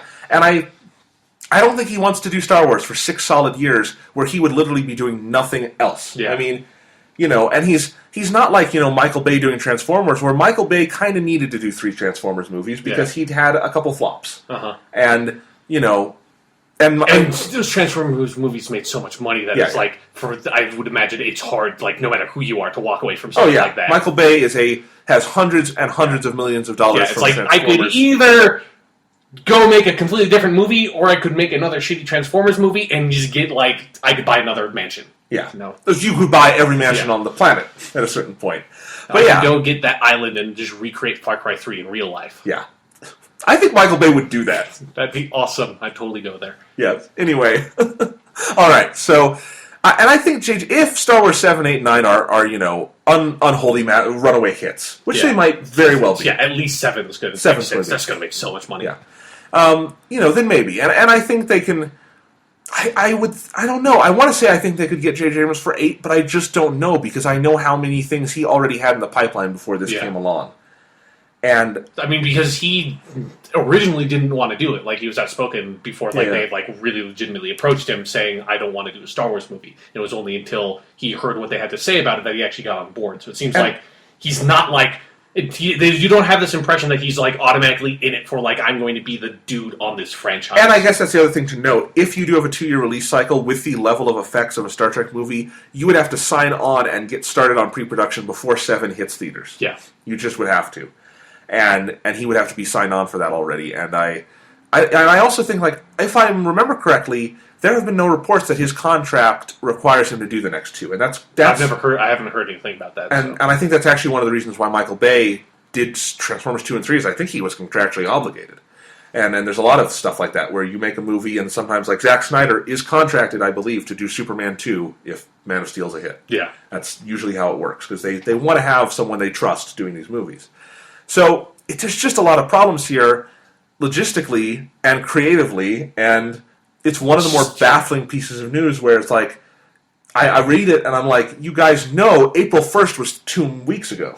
Yeah, it's like you guys are a little fucking slow on the upkeep. Yeah, you guys. It's weird. It's so weird. It's weird. And then it's you also just have...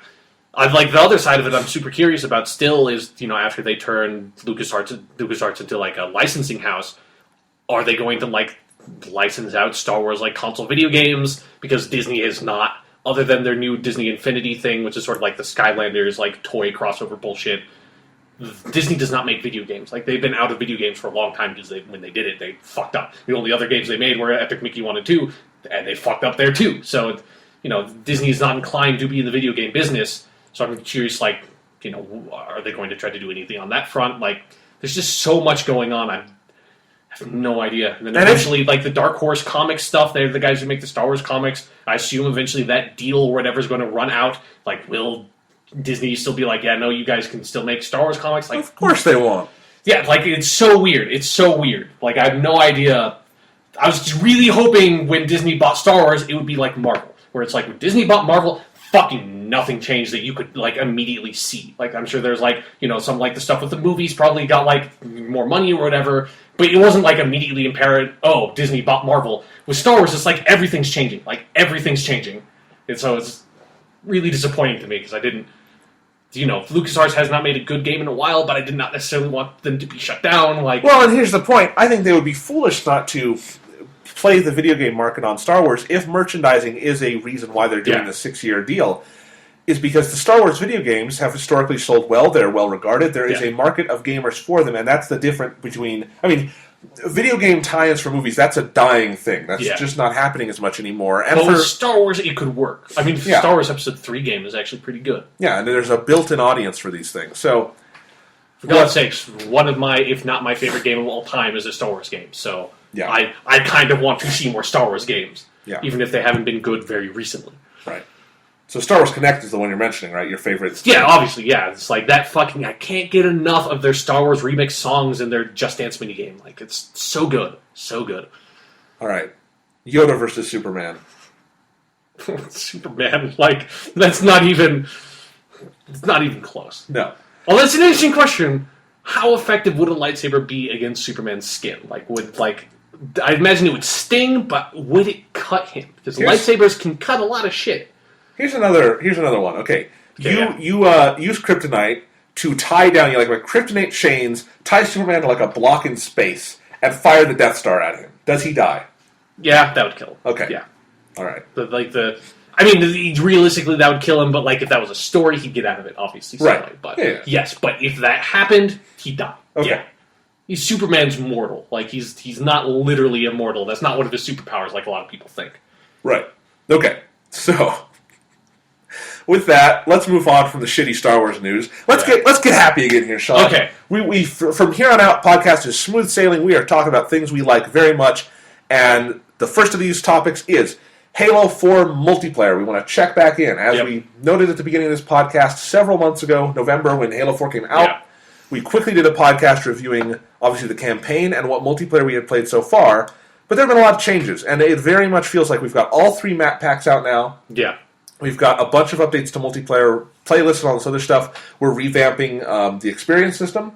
So, Sean, how satisfied are you with Halo 4 multiplayer now versus when it started? I like it a lot more now. Like I took a pretty long break there until like a couple of weeks or about a month ago when I sort of started getting it back into it because of the map packs being released, and I've been having a lot of fun. I think they've improved a lot of it in some really smart ways. Some of they're still doing. There's a few mistakes here and there. It's not quite where it needs to be, but it's like they've had time to like evolve the multiplayer experience based on the way people are actually playing it, which is obviously you can't do that a week out like when we recorded our first podcast. Right. But yeah, it's definitely, their 343 Industries is doing their due diligence by Halo 4 the way Bungie did with 3 and Reach. Yes. So, I feel the same way. I think I played Halo 4 multiplayer almost nonstop for about a month there. Yeah, I played so much right when it came out, and then after about the first month, I took a pretty long break. Because it wasn't just that other stuff came out. Of all the Halo multiplayer so far that's been online, this got the most repetitive to me the fastest. Just because of the maps are not, that it launched with, are very, very good. Yeah. But they're not so compelling that I want to play on them every day. Mm-hmm. There was a very limited set of multiplayer playlists at the beginning, and they were not, the hoppers did not have multiple game types, and that was a big deal that they only recently fixed. Was if you went into a SWAT hopper, you were just playing SWAT. If you went into a Team Slayer hopper, you were just playing Slayer, and that's not how Halo is at its most fun online. I think we agree. Yeah. So just a lot of little things like that. It got repetitive to me. Took a break. As you did, I came back when the map pack started coming out, and most recently when they started doing a lot of big changes, and I'm having a lot of fun. Yeah, it's improved a lot. So I guess let's just sort of like go through some of the changes they've made and talk about them. I think the biggest and most important one, and the one I think we talked about the most when the game originally launched, were the playlists, because that's something where every single time a Halo game has launched, it's had a pretty bare bones, Team Slayer, Team Objective, whatever. And they sort of had a different methodology for it in this one of, you still had Slayer, you still had Big Team Slayer, but then past that, all the objective game types had their individual modes, which most of those still exist, but they also have a team objective mode that sort of ties in more of like the oddball, extraction. Extraction, like those modes that don't necessarily hold up a playlist on their own, the way that Dominion or Capture the Flag can. There's that. There's Team Throwdown. Is that the one that's got all the Forge maps? I believe, Team Throwdown is the one that implements all the Forge maps that people have made. And I think that's actually a good thing to point out. The biggest thing for me in making Halo 4 feel a lot more alive is having all the Forge maps in there. Because it definitely helps lend a lot more map variety that, like Halo 4, when it launched, had a lot of very big maps. Yeah. And now, people making the remake of Lockout. There's I think Simplex is one of the ones that's a lot like a smaller arena-based map. There are a lot more smaller small to mid-sized maps in the game just because of the forged map creators. And they're great. And I think Yeah. Reach, I played, the last year of playing Reach, I almost never played on one of the loadout, like the original maps they made for the game, which was too bad because I love those maps. But, and I say too bad, I love the Forge maps too, and I was always playing on new maps, and I loved that.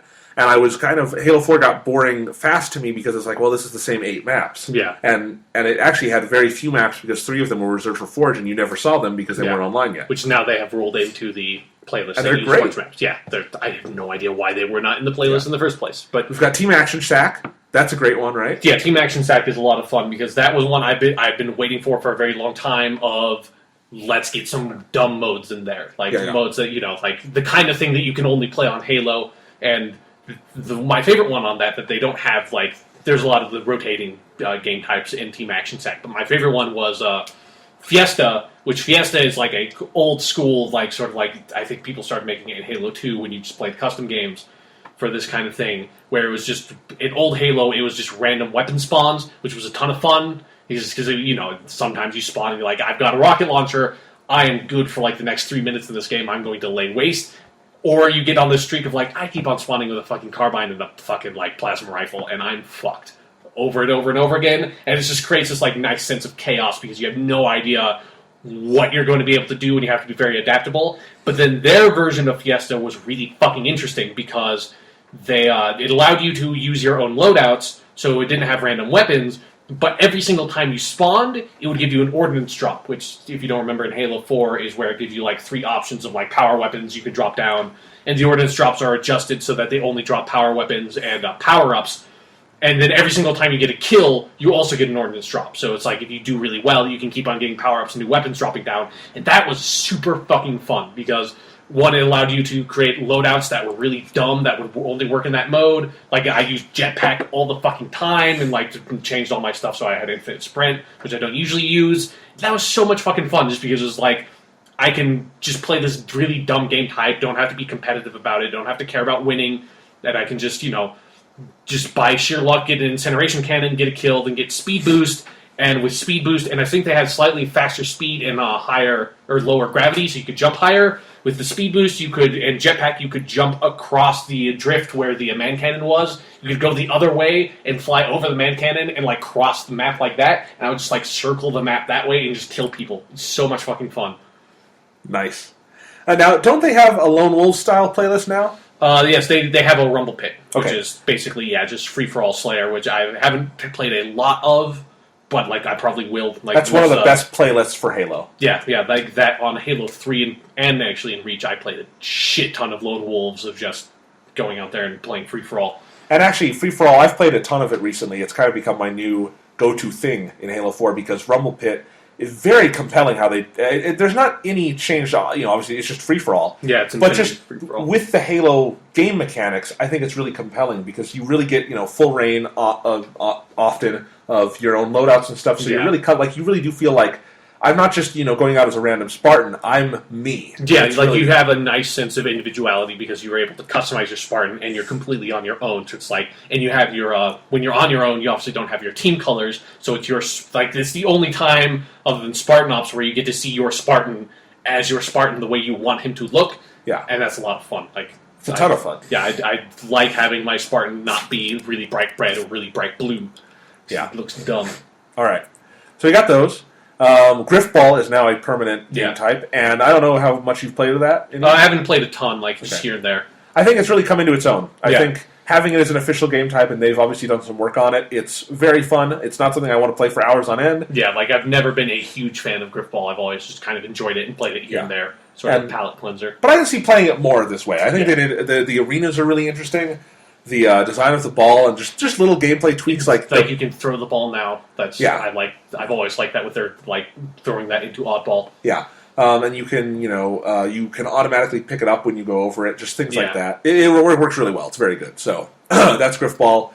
Anything else to talk about with the game? There's Team SWAT, which I know that's fucking your thing. I was not there when the game rolled out. It was there a week after, though. It was there really quick, but it was there as a temporary playlist that then was so popular because people really love SWAT that they then brought back and has been there basically ever since. Yeah, no, I mostly play SWAT. I mostly SWAT play fiend. Yeah, I mostly played SWAT on Halo Reach, and I mostly play on here. So when I go into one of the big maps and I see the big team maps, I'm not as good on those because I'm really good on the small maps just because of the amount of SWAT I play. Yeah.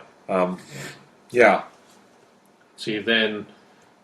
Let's see, what other new modes? Team Snipers I think that's always fun, but I know you're not really great at the sniper, so... I'm not great at snipers, but I still... Here's the thing. I wish Team Snipers was rolled into the Slayer playlist. I agree. Like, that's something that... I don't think Reach really did that much, but Halo 3 did on Social Slayer of, like, sometimes you get, like, shoddy snipers and shit. And I'll tell you, I was the best at sniping in Halo 3 because it was rolled into that, because I will never, of my own volition... Let me correct you. You were not the best at sniping. I said I was at my best. Oh, I thought you said you were the best at sniping. No, I was at my... Sorry, I misheard you. I was bad. I was at my personal... Okay, let's not get a little overconfident No. here. Just my personal lifetime best. Relative to other people, it's shit, still. But, I'm not going to... My point here is I'm not going to pick Team Snipers on my own just because I want to play an hour of Team Snipers. That's not that kind of game type to me. But you roll it in with SWAT, with a Slayer or something, and it comes up, I'll be totally happy to play it Yeah. for a game or two. And the reason I'm bad at snipers at this point is because it's on its own, and I just ignore it, and I never use the sniper rifle, and, practice makes perfect. Yeah. Or competent. Or semi-competent. Practice makes you can get a kill or two sometimes. Yes. In your case. But yeah. There's also Team Doubles is a playlist that I've always been kind of fond of. We've been playing a ton of that. It's great. Yeah, we played that. It's always... Unless... Do we want to talk about... There's one other thing, like one weird thing that we didn't realize at first because the Forge maps were not implemented, but, Halo has always been a game where it's a lot of fun to play with your friends. If, like, with us, when we're on the same couch, you just play split screen. And I know, obviously, you've played Halo that way, like, for most of your life because you also played a lot of Halo with your brother at home. Yeah, I've never played, like, the Halo 2 or 3 campaigns outside of split screen. Yeah, so it's always just weird to me because it's like... Yeah. I always think of it because most of the Halo multiplayer I've played since, obviously, 3 came out has been online. So it's like, I always think of like the full big screen. Right. And so it's always this really weird adjustment for me when I have to play split screen with you. But yeah, there's a weird thing where, obviously, Halo 4 is a fucking gorgeous game. But when you're doing split screen, which means that the game has to render the images twice for obviously each different screen, and the game also has to handle all the forge-placed objects, which take up more processing power. And have dynamic lighting. Yeah, and have dynamic lighting on top of it, which makes playing on forge maps so much better. Like, they feels just so much nicer with having actual lighting in there. But, like, that combination of things means when you play split screen on a forge map, your frame rate fucking tanks to, like, about 15 frames or below consistently. Unless you're staring at the outer edge of the map where you're only having to render a wall, then it works great, but... Yeah. That leads to a lot of situations of me looking at, like, the outer edge of the wall and then trying to, like, walk backwards, like, sideways along the map, hoping I can catch someone against that wall and kill them. Yeah. Because playing a first-person shooter at 15 frames per second is not the best way of playing a first-person shooter. Let's just say that. It's obviously, like, most games don't have split screen, especially not in, like, online multiplayer. Like, Call of Duty doesn't let you do that on online multiplayer for these very reasons of that. It is a lot of work to try to optimize it that way, and it's great that Halo 4, other than, like, really big, crazy things like Big Team Infinity Slayer and shit like that, the frame rate's always, like, really great online. So it's like, fair enough. Like, I will accept that if that's what the situation is. I will not knock my score in grading the game for it. Yeah, it's like, for me to be able to have split screen is just, you and I have to try to avoid playing on Forge maps, that's fine. Because usually... It's very good in team doubles of not having, like, all the options to be forge maps. And usually the first one is a non-forge map. So if you vote for that one, you get it automatically because there are only 4 votes, and it will go for, like, the first one if there's a tie. Right. So, yeah. So it's a weird little situation, but it's not a big deal. And it's like, you get, I'll take it if I have to take it for, like, everything else you get. All right, so that's all the game type kind of stuff. What else do you want to talk about here? Like I guess don't really want to go into detail that much with the new maps, but I've liked every single map pack. I think every single map pack has had 2 good maps and 1 okay map so far. I haven't played a lot on the castle ones that much to, like, really have my opinion set on them, but... Yeah, I actually think it's interesting how stark it is where on all 3 of the map packs, I think 2 of the maps are usually great to amazing, and then 1 is kind of... okay to fucking shit. And, like, what was the one in the second map pack that, like, nobody voted for the longest time that we thought must have been complete shit because we never got to play on it. I'm trying to find it. I don't remember the name of it. Landfall. Landfall was it. And Landfall is a weak map. But it's not a completely terrible map. It's just a map that, like, doesn't have a really good flow to it, and the central structure has way too many entrances and exits, so you don't know, like... There's no good strategy on that map, I feel. And to be fair, it is my favorite of the odd 3 ones in the map packs. Because the one that came out, the Castle map pack, 2 of them are really interesting and awesome. Yeah. But Daybreak, the third of those, is broken to me. And I think it's like... I don't think it's that bad. I'm calling it broken. It's not Colossus on Halo 2. That was, to me, completely unplayable online. I just don't like it at all. Like, it's really, to me, it's like... I have the same reaction people did with Landfall, where it's like, I don't want to play if I have to play on Daybreak, because I just never have any sense of the geography of that map, how things come together. I just think the layout is really awkward and non-intuitive. Yeah, like, I will say I don't think it's a great map. Like, the weirdest thing about it is a fairly large map. Like, it's certainly like a capture the flag type map, and there are like 2 bases on opposite sides. But it's really weird because the map is really wide. So it's sort of like this big oval, and the 2 bases are on like opposite sides of like, of the short ends. So it's like, you can walk across to the other base in about like 5 seconds if you sprint, but it takes like a good minute to go all the way around the perimeter of the map because of how wide it is. And it has a very weird feel because of that. Yeah. But yeah, like, I don't think it's completely terrible. Like, I certainly wouldn't call it broken, but it's definitely the weakest of the castle maps. But I don't think it's the weakest of the map pack maps overall to me. But for the most part, getting 2 good new maps out of each map pack. Especially in the second map pack, Monolith and Skyline. Fantastic. I fucking love those maps. Like, those are my 2 favorite maps on Halo 4 for, like, Slayer stuff. Because Monolith has, like, the great, like, sort of narrow situation of having the back-and-forth man cannons across the center. Yeah. So much fun to just, like run, spin in the air, start sprinting so you hit the ground running in the opposite direction and, like, go back in. And Skyline does just about everything well. You can do SWAT, you can do Slayer, you can do Capture the Flag. They all work great. Yeah, Skyline is definitely on the level of, like, Haven and Halo 4 of, like, this is just a really fucking solid map that I will happily play Slayer on any fucking time. It's like almost like the lockout of Halo 4. Right. So, which now there is a lockout of Halo 4. The Shutout remake, fantastic. Really good. I think it's good, but it's definitely one where Halo 4 plays so differently to me that I don't feel like the map necessarily accommodates the differences in the movement of Halo 4 that much to me. But, like, I don't think it's terrible, but it's like, it's not special to me. Like, there's like a lot of like jumps and stuff that you can't make anymore that change the way that map plays for me that I don't like. But alright, so what else do we have to talk about? I'm kind of losing my voice. Okay. I don't think there's a huge amount else to talk about with Halo 4. It's just definitely the situation. It's a lot more fun to go in and play multiplayer now. And then also, like, one of the things I've been having most fun with multiplayer now is the mode Dominion, which is unique to Halo 4. It's one of the newer modes where you have, like, the 3 bases and you have to capture them.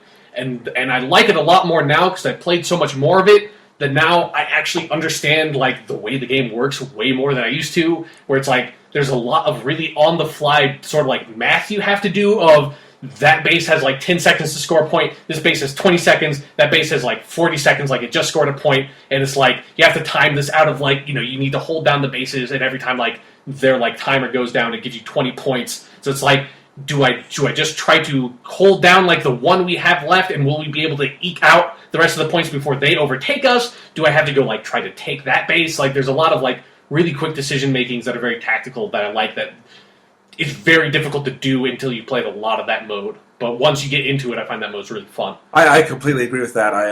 I love Dominion. I think it's one of the best game types for exactly what you said. And I feel it's, like, really fun, frantic in that way, where you're doing all this stuff. Like, that's one where I use my always running loadout, because it's like, you need fucking speed if you're going to get, like, I need to capture that in the next 20 seconds, get back to this one. I also like that, like, some of the maps play a lot, like, really differently, because some of the map layouts, it's like, it's all about holding down that middle one, and it's like, you just hold that one out for as long as you can, because if they basically have to go through the middle one to get to your, like, main one, and then there's, like, the map, like, Longbow, where it's like, all 3 of them are, like, equidistant apart, like, it's a big equilateral triangle, so it's like, every single one's up for grabs, and there's no, like, single, like, one you have to hold down. It's a lot of fun.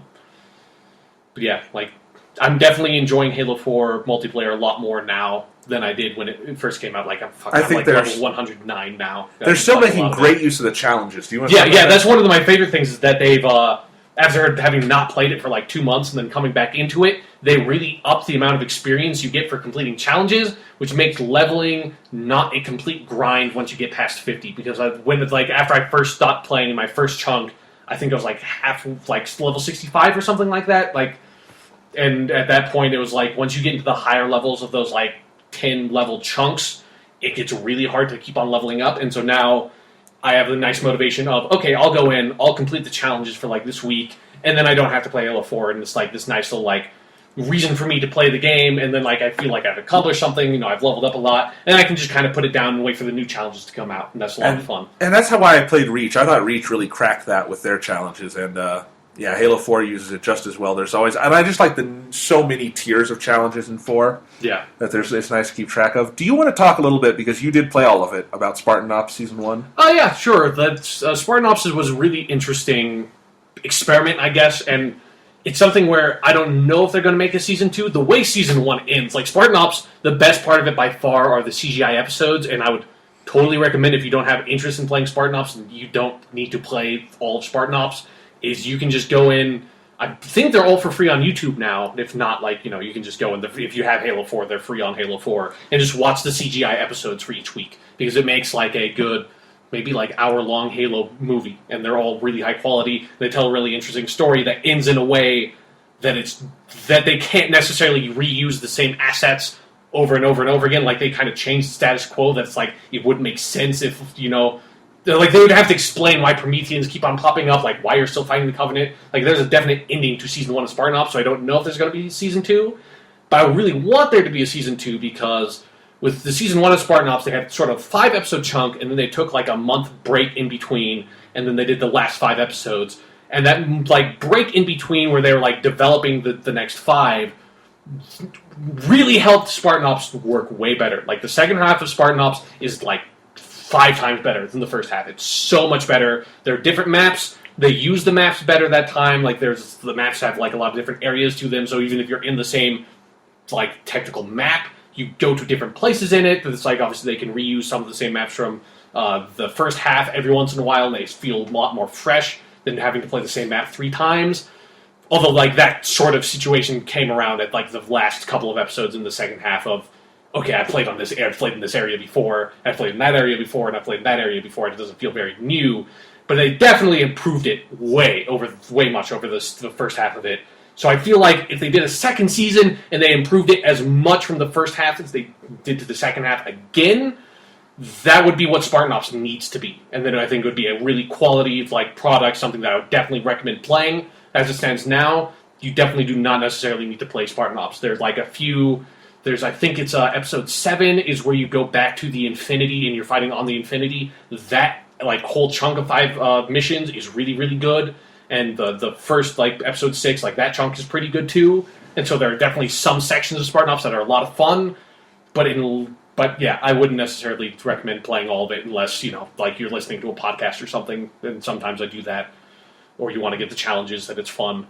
Yeah, I will probably do it someday. I just have not had time yet. Yeah, because you get behind and it's like, well, now I've got 10 episodes to play. Yeah, and it definitely is. It becomes a big grind. Like there's just certain parts where it's like you're just throwing enemy after enemy, and you're just doing nothing interesting with the encounters. Like I wish they had gotten a lot more creative with it than they did. But like I said, if they make a Season 2 and they like are able to improve over it again to like that extent, it would be where it needs to be. But right now, it's just kind of disappointing. Okay. Anything else we want to talk about with Halo 4 multiplayer? I don't think so. Just, and they're still making adjustments. I think I heard there's another update coming down to, like, a title update coming down the line that will adjust some of the balance of, like, I think make the BR a little bit more powerful, make it a 4-shot kill again, as opposed to a 5-shot kill that they, like, for Halo 4. And, just, like, there's, 343... Big EXP overhaul coming.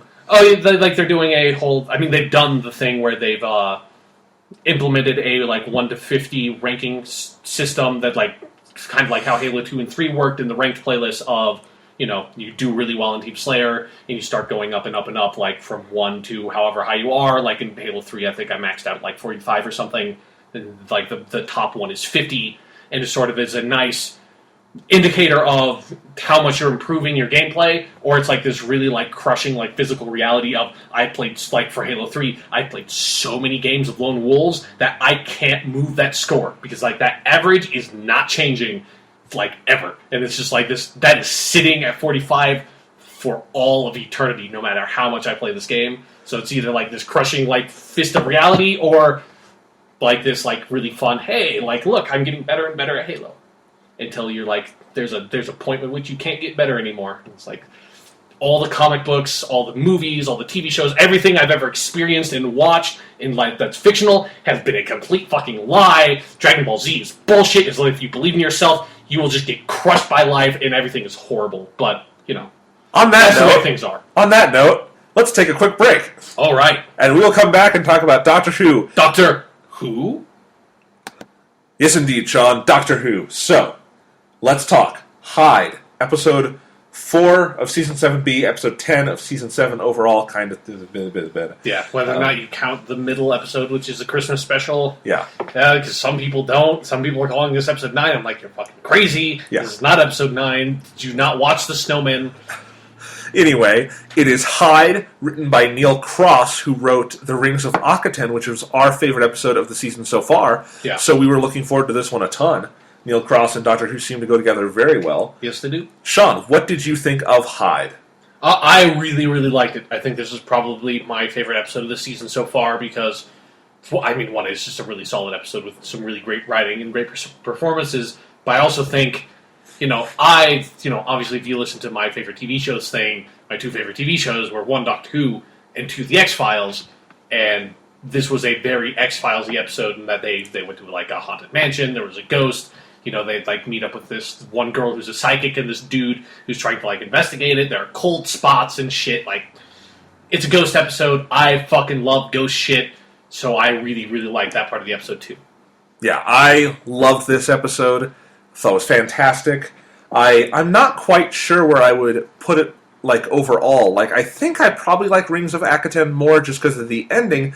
But I will fully admit, I liked the first half of this more than I liked the first half of the Rings of Akhaten. Oh, yeah. And this gets even stronger in its last half. It's another one that builds very, very well. And I think I'm just very happy where Doctor Who is right now because we're halfway into Season 7B, and we've had 3 great episodes for me. I've loved 3 of these 4 episodes. Really loved them. And I'm like, this is Doctor Who. It just feels right. Everything, I'm really liking what they're doing.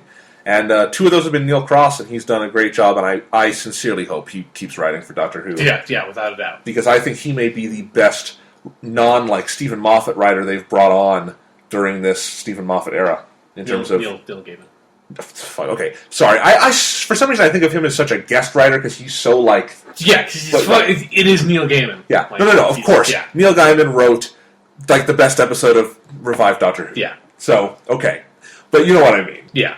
Like, I know what you mean. Right. So, but isn't that a great thing to think about? That we will have had at least 2 of these Neil Cross episodes and a Neil Gaiman episode this season. That's enough. Yeah. In a certain sense. That'll be a good set. But no, Hyde is great. I think I just love how many things it does. I like in the first half that I totally got the X-Files vibe. Yeah. But I also got a little bit of a Scooby-Doo vibe. Yeah, I can see that. And it's just a little comedic nods, but it's doing high comedy with the Doctor and Clara. The banter between the 2 of them is gloriously written and performed. Yeah. Just wonderful stuff. You've got compelling side characters, I think. Dougray Scott, and I don't know the name of the actress, but I liked those characters. They were good performances. Not great, but good. I liked the story. I was intrigued by this. And I suspected that, okay, there's more to this than meets the eye, because that's how, Doctor Who works. It's obviously not just going to be a ghost. Yeah. That's immediately apparent. But, before then, we have the scenes of them moving around, and they were legitimately spooky. Yeah, they were spooky. I was not scared, but they were fun, spooky in that way, while still mixing in some nice comedy, nice character work.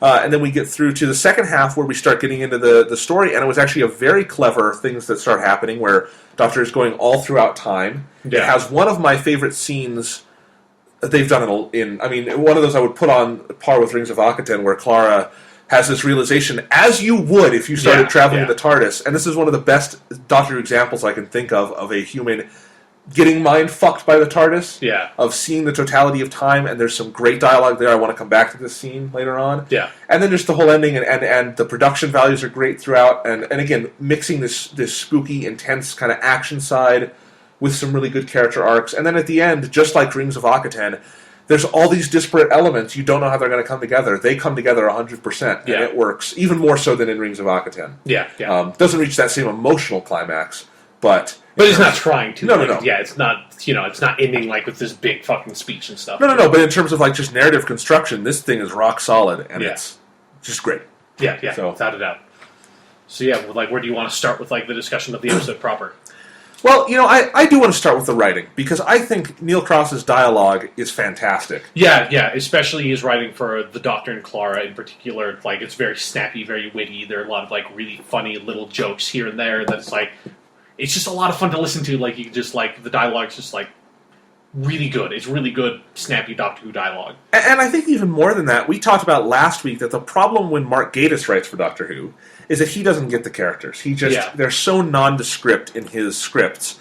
And here, this really felt like Clara. Like, this is a character we're getting to know, and this is a really good. This episode is a nice step forward for Clara. Yeah. And for the Doctor, this really, really is the Doctor. He's giving Matt Smith and Jen Louise Coleman stuff they can dig into, and they have so much fun with it. Mm-hmm. Yeah. As you said, there's so much great banter. Yeah, it's just always, like, I can't, like, the joke in my mind that sticks out doesn't really involve Clara, was what we were just talking about while we were taking our break of, with Doctor Who, the Doctor Who bullshit is so oppressive, so overbearing. The puns. Yeah, the puns. The Doctor Who bullshit, I should say. And I loved in this episode near the beginning, when the Doctor, like, comes in for the first time, there is a, like, Doctor Who, like, title joke, but it's really quick, really fast, it's kind of funny, and it feels like a joke that the classic series would have made about the title once every, like, 3 years, where the Doctor comes in, he says, "I'm the Doctor," the guy says, "Doctor what?" And it's like, "If you like," and then they just move on. Like, that's it. I thought that was fucking hilarious, because I've never heard that before. Like in, like, changing the who to a what, and the Doctor's like, whatever, sure. Yeah, and you know what, that's the thing, we would not mind these jokes if they were creative, but the problem with the puns is that this season, every time it's been done, it's the exact same thing. Yeah. And so that's why it's not, just at its most base level, it's not funny because we know it's coming. But here, that was funny because it was a play on our expectations. Yeah. And it was like, it was a wink to the audience, but it was like a wink that was so quick you could miss it if you blinked. Yeah. It was like, it was there, it was gone, it was done. Like, it was pretty funny. It was a nice little introduction to the beginning of the episode, like having those characters meet up. I really liked it. I really like that too, I think. And that was sort of like a lot of the tone of, like, sort of the more humorous side of the dialogue, just back and forth with a lot of the characters throughout the course of the episode. Obviously, there was, like, a lot of really great dramatic dialogue, but it was, like, just the stuff that sort of, like, needs to be said, like, sort of exposition-y type scenes and stuff, was really nice to watch just because it was not really plain. It was funny. It had a lot of character to it. Yeah, and I think the dialogue, as it was in Rings of Akaten, though, we got great banter, and that creates this great foundation. But when Neil Cross wants to get dramatic, boy, he does some good stuff. Like I said, my favorite scene in this episode was the Doctor going back and forth through time on the TARDIS, which, one, was just neat because the production values were really nice. Yeah. You were kind of wondering, like, what's he doing? Like, what's going to happen here? He's taking the camera. You in the back of your mind, you're putting it together. Yeah, I think that's parts I figured out pretty quickly. Not necessarily that it was a time traveler, but it was someone stuck in time. Like, I got that, but I think, but what I like is that that you're seeing it and you're putting it together yourself. Yeah, and that's a cool way, especially once he comes back and, like, to have like the clear image because he's taken all those pictures across time. I thought that was a really cool idea that takes advantage of the TARDIS and then also provides that opportunity to have this like that really great scene where he has this real moment with Clara. Where Clara, like, has this realization of, I've just seen, like, the birth of my planet and the destruction of my planet over the course of, like, the last 30 minutes, and my body, like, my bones are, like, probably out there buried in the earth right this fucking second, and I could go find them. And that was so beautifully written, and that is a concept that, now that I think about it, I think has been underutilized on Revive, too. Yeah. That's something that they kind of just, the companions come on, it's like, it's nothing but fun, but, that's something that would fuck with you. Yeah. And I think it feels true to Clara, who has been questioning things like that. Yeah. And she is inquisitive in that way. And it all builds up to this line that is so fucking great and so brilliant. It's really simple. It's not like interestingly, the syntax or something. Yeah. But she says, I'm alive and I've been dead 100 billion years. I'm a ghost. to you, I'm a ghost. We're all ghosts to you. And that's such an interesting idea, and I think in this time when we are having our first companion transition for Matt Smith, I think it's a good idea to bring up. Yeah. And this idea, and it kind of gets back to, I think, what the classic Who attitude towards companions is, where the Doctor is a little more detached. Yeah, yeah. And he sees it in this temporal context. That reminds me, there was also another really nice nod earlier in the episode, speaking of companions, where they're having a conversation with the guy and the psychic, and the Doctor asks, like, oh, and she's your companion? He's like, no, she's an assistant. He's like, oh yeah, it's the 70s. They're called assistants now, or like whatever that line is. That's great because that's like when the third Doctor came on, he had Liz Shaw, in that sort of era, they referred to as assistants and not as companions. That's great. I thought that was like a really, again, another, obviously it's like a wink to the audience, like a little like reference, like little tiny fourth wall breaking, but I think it works, like, because it doesn't necessarily, like, if you didn't know that, you wouldn't think that. Like, if you didn't know about that whole assistant thing, it just seems like a little bit of dialogue. I want to ask you about another fourth wall breaking thing in a second, but I want to go back to this point of her line about ghosts and stuff. Yeah. It's just, I think that's something the dialogue does in Neil Cross's writing here, is bringing thematic ideas into it in very natural ways, where Clara's conclusion there is a very apt one, which is that this sense of, when you're traveling through time and you have this temporal disconnect, that's what fucks with you, is that you are alive and dead kind of because you see the totality of time. Yeah. And the Doctor exists in the totality of time. He doesn't know anything else. And I always like when Matt Smith's Doctor, because he plays these things so well, is challenged on his perceptions of time. And that's a moment where he has to stop and think, like, I don't live like Clara. I don't see time linearly. I really never have for most of my life. And, when you're confronted with that, Matt Smith plays that great, she plays that great, and you get a much better sense of who she is, what their relationship is. And it's so much of that is predicated on just good dialogue writing. And It's definitely, it's a really, really great scene. Yeah. But okay, I want to ask you about another piece of fourth wall breaking. Okay. Because this one, I wouldn't even have batted an eyelash at it, but they're doing it a lot. It's, Clara says something about how whiskey is the 11th worst thing in the world. Yeah. That is our third 11th reference this season. We had an Asylum of the Daleks. Yeah. He says, this one goes to 11 or something. I forget. Yeah, something like that. Yeah. But and then in the premiere season premiere, Bells of St. John, where she said, like, you'll love Chapter 11. That's where she says Chapter 10's great, but Chapter 11 is where it gets, or something like Chapter 10's good, Chapter 11's where it gets great. Yeah. And then now she has this 11th thing, and this like I don't. I mean, it's something where it's like that might not even be fourth wall breaking. Like that might not be completely intentional. I don't know. Like it's almost sort of like that kind of feels like when in Cold War he pulls out a Barbie and everyone's like, or like the Bad Wolf thing, like they use "Hungry Like a Wolf," the Duran Duran song, and they're like, it's a Rose thing. Like it's something where it's like it could be, but it might not. But here's because 11 is a number. Yeah, but it stuck out to me because they've been using 11. Exactly, it's something that like it will stick out to you, but that does not necessarily mean it's intentional. Like it's something that's more a problem of the other stuff in the season. But that's my question: is that she could have said any number, and 11 seems very random. And the thing is, I mean, this script has to pass through several drafts by Neil Cross himself. It's going to go to Stephen Moffat. Stephen Moffat is going to oversee it the entire time it's in production. If 11 is a thing he is building up to, which it seems like it is, alongside the Doctor Who puns, then if Neil Cross had a different number in there, he was going to fucking change it to 11. Like that's but again, like this is something like didn't bother me. I'm not asking you, did it bother you? No, not at all. Like it's I definitely noticed that, but like I just assumed people were going to be interested because we get shit from people who don't get our obsession with the Doctor Who puns thing, and it's it's like because that's so just. Like I said, like that could be completely non-intentional, and I wouldn't bat an eye. Like it could be a complete fucking coincidence. Yeah, but I think we need Clara to have an episode where she sits down and lists her 11 most hated things in the world. Sure, I think that needs to be the next episode of Doctor Who. Or no, they can do a prequel to an episode. And her number one is Doctor Who puns, and I'm like, thank you, Clara. I want to marry you. Yes. Yeah. Best companion ever. Yes. All right. So, what else to talk about? Let's talk about the obviously the last half of the episode. We find out someone's stuck in time. Yeah. And that's an interesting idea on its own. But then I love where they go with it, where he has to go into the bubble universe. Like, and I like how they bring that idea back from the Doctor's wife, so you're kind of familiar with it. And I also love that it's this great reflexive moment where he's explaining a bubble universe and he gets two balloons, and it feels like a parody of every scene, every time anyone's ever had to do technobabble like that. Yeah.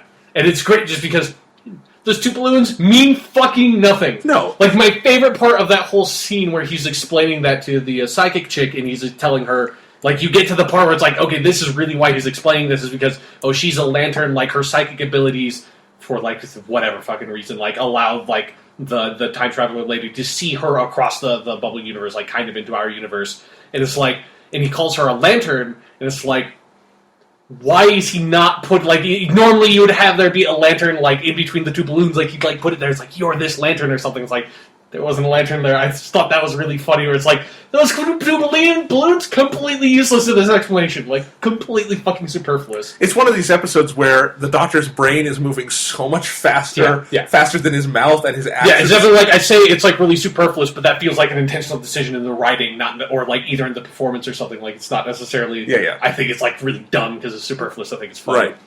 That was great. Here's a question I have. So obviously, Psychic Lady becomes very important because she can open this portal and let them walk through it. She's described in her first scene as being Deanna Troi from Star Trek. That she is a psychic who... Oh, she's an empathic, yeah. Yeah, an empathic, that she's basically half Betazoid, where, if she was full Betazoid, she could read people's thoughts, but she's half, so she can only read their emotions. What the flying fuck does that have to do with opening an alternate dimension?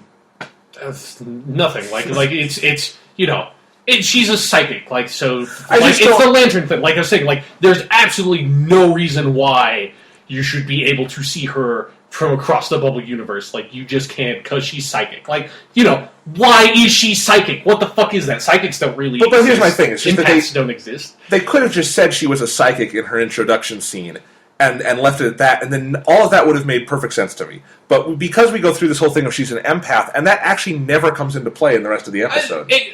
Not like in a huge way, but I think it's like a little character detail. Okay. Like, and it almost felt like because I was waiting almost the entire episode for a scene where she, like, empaths with the Doctor in some way, and it kind of, like, fucking blows her mind, because it's like, oh, wait, you've been alive for 1,000 years, and she would be able to sort of, like, see into that. And they had that a little bit where she warns Clarence, like, he has ice in her heart, or in his heart. Like, they use it a little bit to, like, sort of suggest some things and to sort of, like, get some scenes to happen. But yeah, it's not like a critical... I thought they were going to do more with it, and it feels like they probably did and then had to cut it for some reason. Yeah. Because especially, like, that feels like maybe love was a more prominent theme in the episode in an earlier draft, because, like, how that all the shit ties up in the end, where it's like, oh, those two people get together, and it's like, oh, you're like the great granddaughter, and like, oh no, the monster was just trying to, like, get laid with his, like, hot chick or whatever. It's like,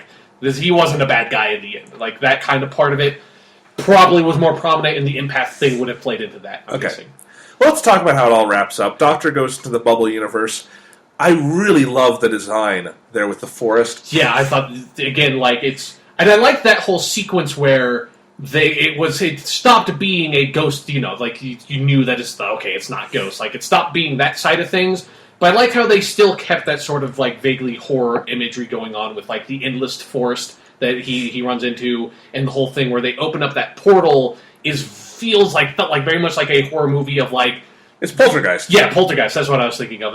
I've got fucking Insidious on the brain, because that was like the movie that I watched where they go to the further and all that bullshit. It's very similar to that, and like that, like, portal and bullshit. It's like that kind of stuff happens in that movie. But yeah, it's that very, like, horror movie. Like, you've opened a portal to fucking hell or whatever. Like, they don't show it, like, directly, and, like, it's all the wind blowing and shit. Like, that's very horror movie. And once the portal closes, Matt Smith does a great job just showing kind of getting scared. Yeah. And we don't see that a lot from this Doctor, and so that was interesting. And I really liked how they resolved that, where not only did Clara get to go use the TARDIS and come in, but then the psychic was still important to get the TARDIS back. So both sides were important. And I like the little thing where Clara felt the TARDIS didn't like her. Like, I really like whenever they remember to make the TARDIS a character, because she is. I really like that too, and it's something that's just interesting, because when that was introduced in Rings of Akhaten, I was suspected that would be a, like, ongoing thing, but I think that was actually just Neil Cross, since those are both Neil Cross episodes. Yeah. He was just like, I like how he set up a little tiny character arc across those two episodes that probably will not come up again. Yeah, and he wrote this one first, actually. So But I mean, that's what I'm saying. It's like nice reverse engineering. That's smart writing. But I like that. I just, since the Doctor's wife, I like any chance where they really get to bring some of that back. Yeah. Yeah. And it felt like, she had a personality here, and that then she gets to, help Clara out, and they go through, and there's just a nice, really kind of fun action sequence where the TARDIS comes through, Doctor jumps on, and I like the idea of him coming back through the dimension, just holding on to the outside. Yeah, which, I know that happened in fucking when, John Barrowman was on the back of the TARDIS, whenever that was, when they ran to the Master in Season 3. But would that, it seems different when you're going across universes. I don't know. I think the Doctor would have probably gotten fucking vaporized, but who knows? Okay. Who knows? There's some Doctor Who, suspension of disbelief going on in certain parts of that episode there. Superman versus Doctor Who. I think they wouldn't fight. Okay, I know. They'd be friends. Immediately. Alright. But if, the Doctor tried to fuck with Superman, it'd be over. Okay. Maybe that's how the 11th Doctor should regenerate. Crossover with Man of Steel. Man of Steel, yeah. Alright, anyway. It's for whatever reason, somehow the Doctor accidentally causes Krypton to blow up. Superman's oh... During the Time War. Yeah, exactly. There were some Time Lords hiding there, and he blew the planet up. Yeah. In his dark Christopher Eccleston years. Yeah. Alright, so let's see. So kind of we're near the end here with all the wrap-ups, but I like how all of these things are coming together, where the psychic is very important, Clara gets to play a really active role, Doctor's always obviously very active, the Dougray Scott character is not quite as important to all these things, but he's important to the character arcs and stuff. Yeah. And then even we bring back, and and I just was assuming at this point that the monster was just sort of a one-off, didn't really matter, the monster was not the point, so we weren't going to know any more about him. But then the Doctor puts it together and realizes he wasn't evil, he just wanted his mate. Yeah, he just wanted to fuck. Yeah, and I will agree, you were talking about how that was not fully baked. Yeah. But I just like any Doctor Who conclusion where we can find out the Doctor, or the monster wasn't really evil and the Doctor can do something nice for him. Yeah, and when I was talking to you before we recorded the episode, I will totally buy that just because I love the scene where he goes back and the monster comes up to him and you get a nice close-up on, and I love it's just it's a practical costume, so it doesn't look completely shitty like the Ice Warrior costume from the last episode of the fucked up, crazy, creaked, black, looks like it's gnarled bark face that the monster has, and it's just there's just a really nice moment there. You're yeah, even fucked up gnarled bark monsters need to get laid sometimes. So, yeah. That is the moral of this episode. Exactly, that's what we need to take away. Doctor Who's, it's very important. But, love does become this sort of theme that's kind of going on through the episode. It's not fully baked, but it all pays off. Yeah. It's still there. It's just it's not something that felt like it was set up really early on in the episode to that it would necessarily pay off like that in the end. Like I said, it felt like that might have been a more prominent aspect in an earlier draft or something that they had to cut. And no matter what, this is such a tightly constructed episode. It's so satisfying on just about every level.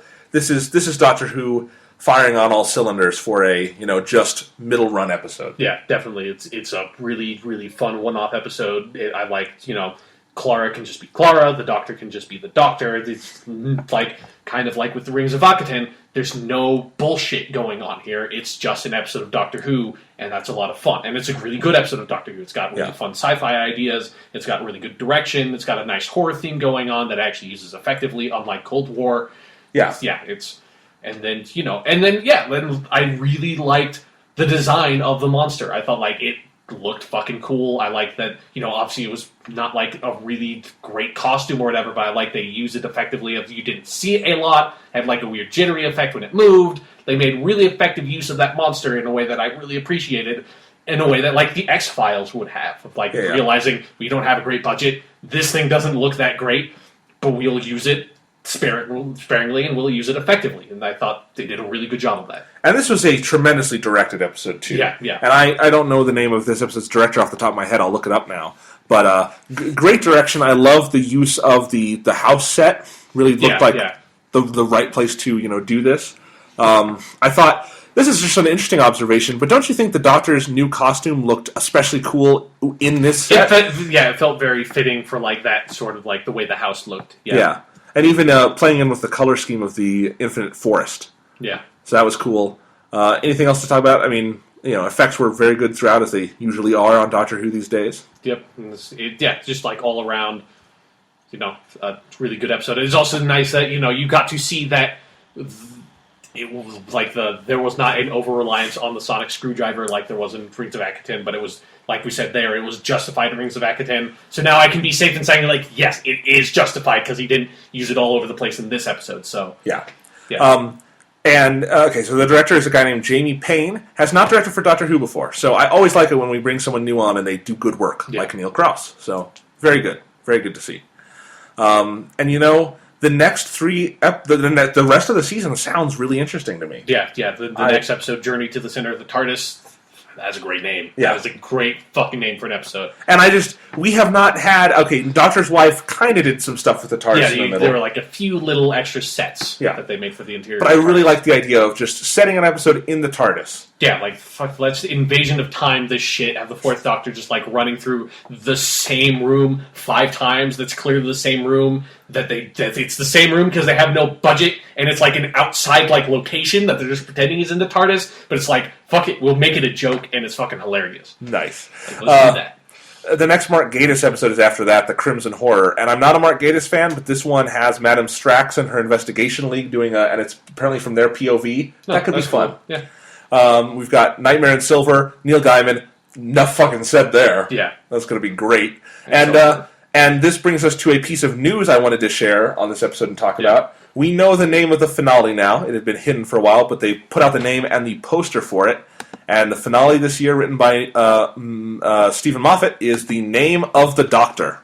Which, hopefully that means we will finish this bullshit somehow in one episode. Like, I have no fucking clue now what that episode's going to be, since now that you just went through that list of all the other episodes seem like, other than maybe the Mark Gatiss episode, will deal with, like, more of the, like, series arc stuff, but it's like, none of that stuff seems like it's going to be built up. Like, I can't imagine Neil Gaiman's episode's going to deal with that. No, because Neil Gaiman wrote it kind of outside of the boundaries of this. Yeah, so it seems like most of the those episodes are going to be completely standalone. So I have no fucking clue. It's probably going to be a huge Stephen Moffat clusterfuck episode like the end of last season.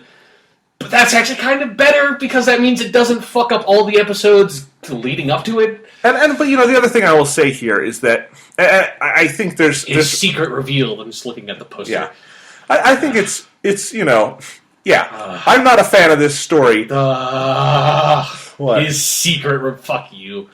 I'm sorry. This show's been going on 50 fucking years. What secret does he have to be revealed? His name. Anyway, but I am, because they are committing to by this name at least. I fucking hope so. I mean, when they said the wedding of River Song, they showed that and ended that story. So yeah. So there was that. Well, I mean, Alex Kingston is going to be in that episode apparently. So yeah. Well, I didn't mean they ended her story, but they got through the part where they were married.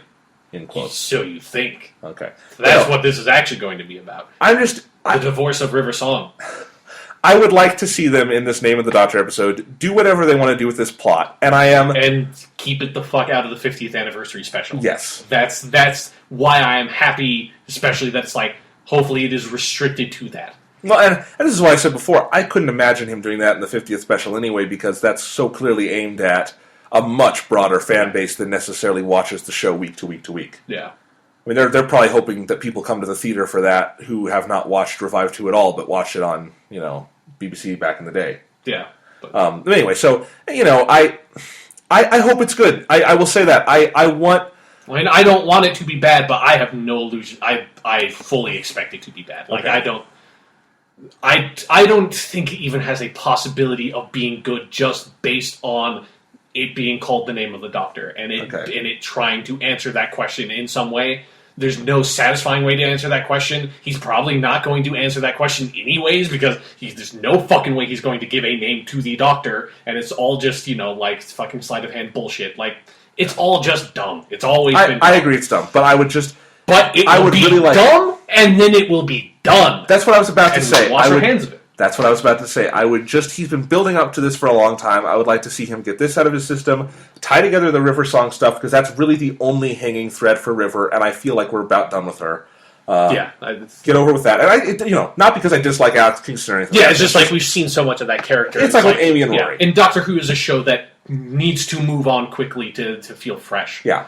So get through that, and who the fuck knows? They could be tying in a lot of stuff in this finale, and if he wants to air like all Stephen Moffat dirty laundry in this episode and get all plot out of the way, it's like, okay, this is where we find out how and why the TARDIS blew up, like how the Silents are involved, what the question, like all that. Just get it all compacted into this one, just insane, nonsensical 40 minutes, and just done. Clean slate. Although, that would be amazing. I would love the episode just if they did that. Yeah. Just be like, fuck yes! We can have Doctor Who again. Thank you. Thank you, God. To be fair, though, end of Season 6 did indicate that all the different mysteries he has left hanging in the air would be resolved. Yeah, somehow tie together. So, yes. Yeah. But that means that none of them can resolve satisfactorily because there's no way you can tie all of that in.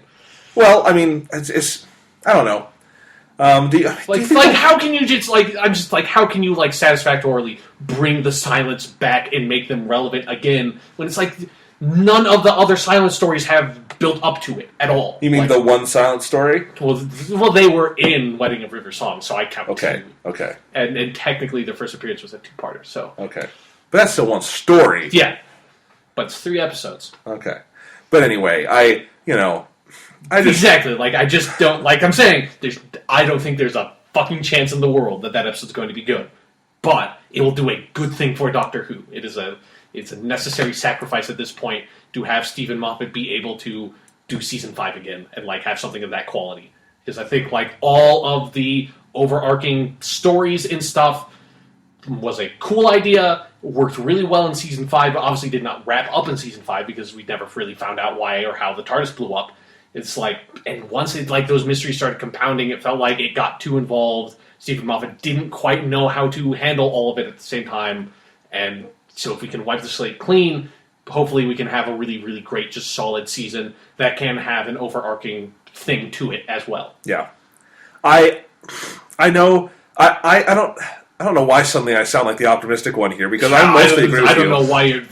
All I'm saying... I don't know why you're not like, yeah, Sean, you're right, because... am I right? I would really love it if Stephen Moffat had something nice in his back pocket for this, and I would really like to see some of this redeemed. And I mean, I would too, but there's no way. There's just... I can't fathom how you could possibly do it.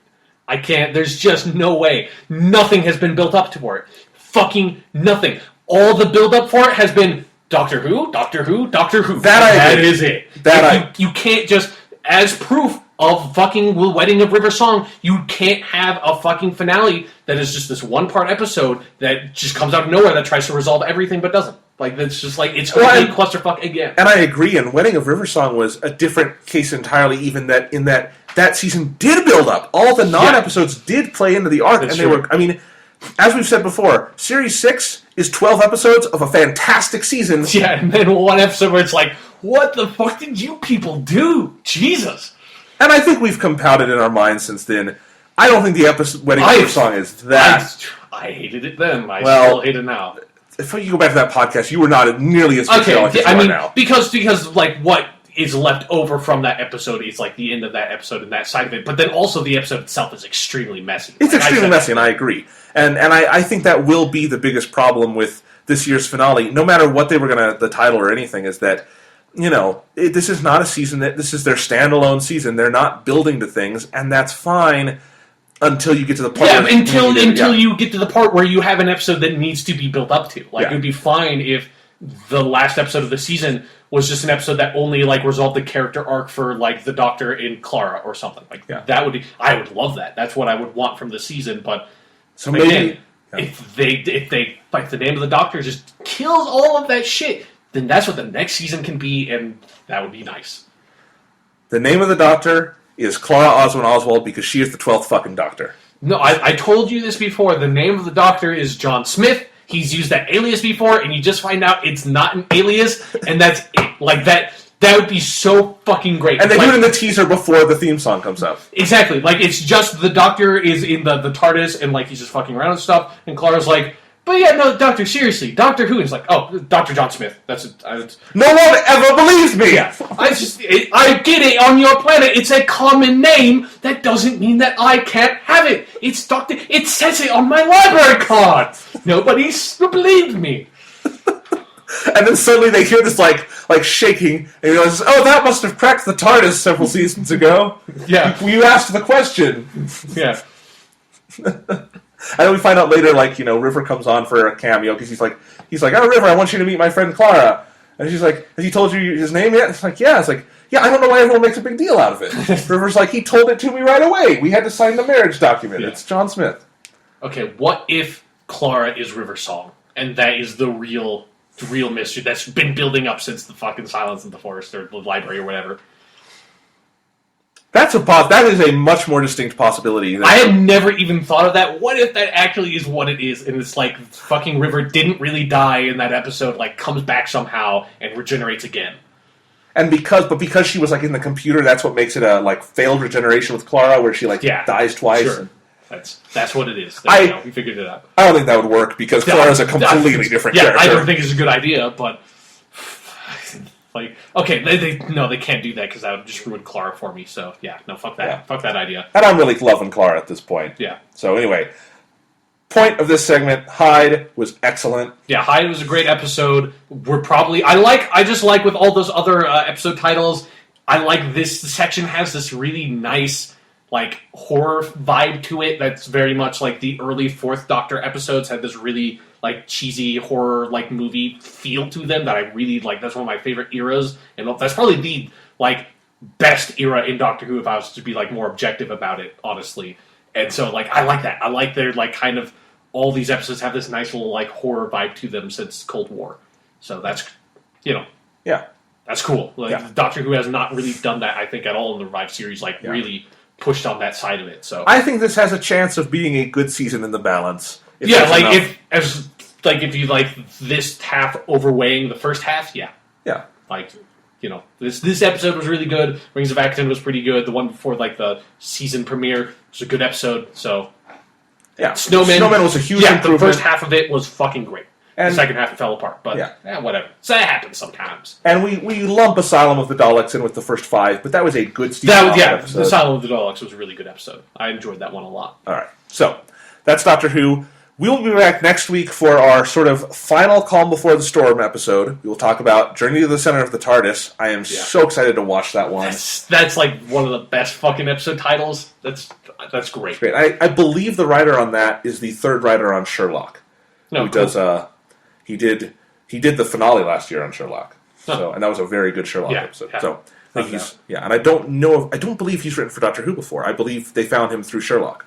So anyway, we've got that guy.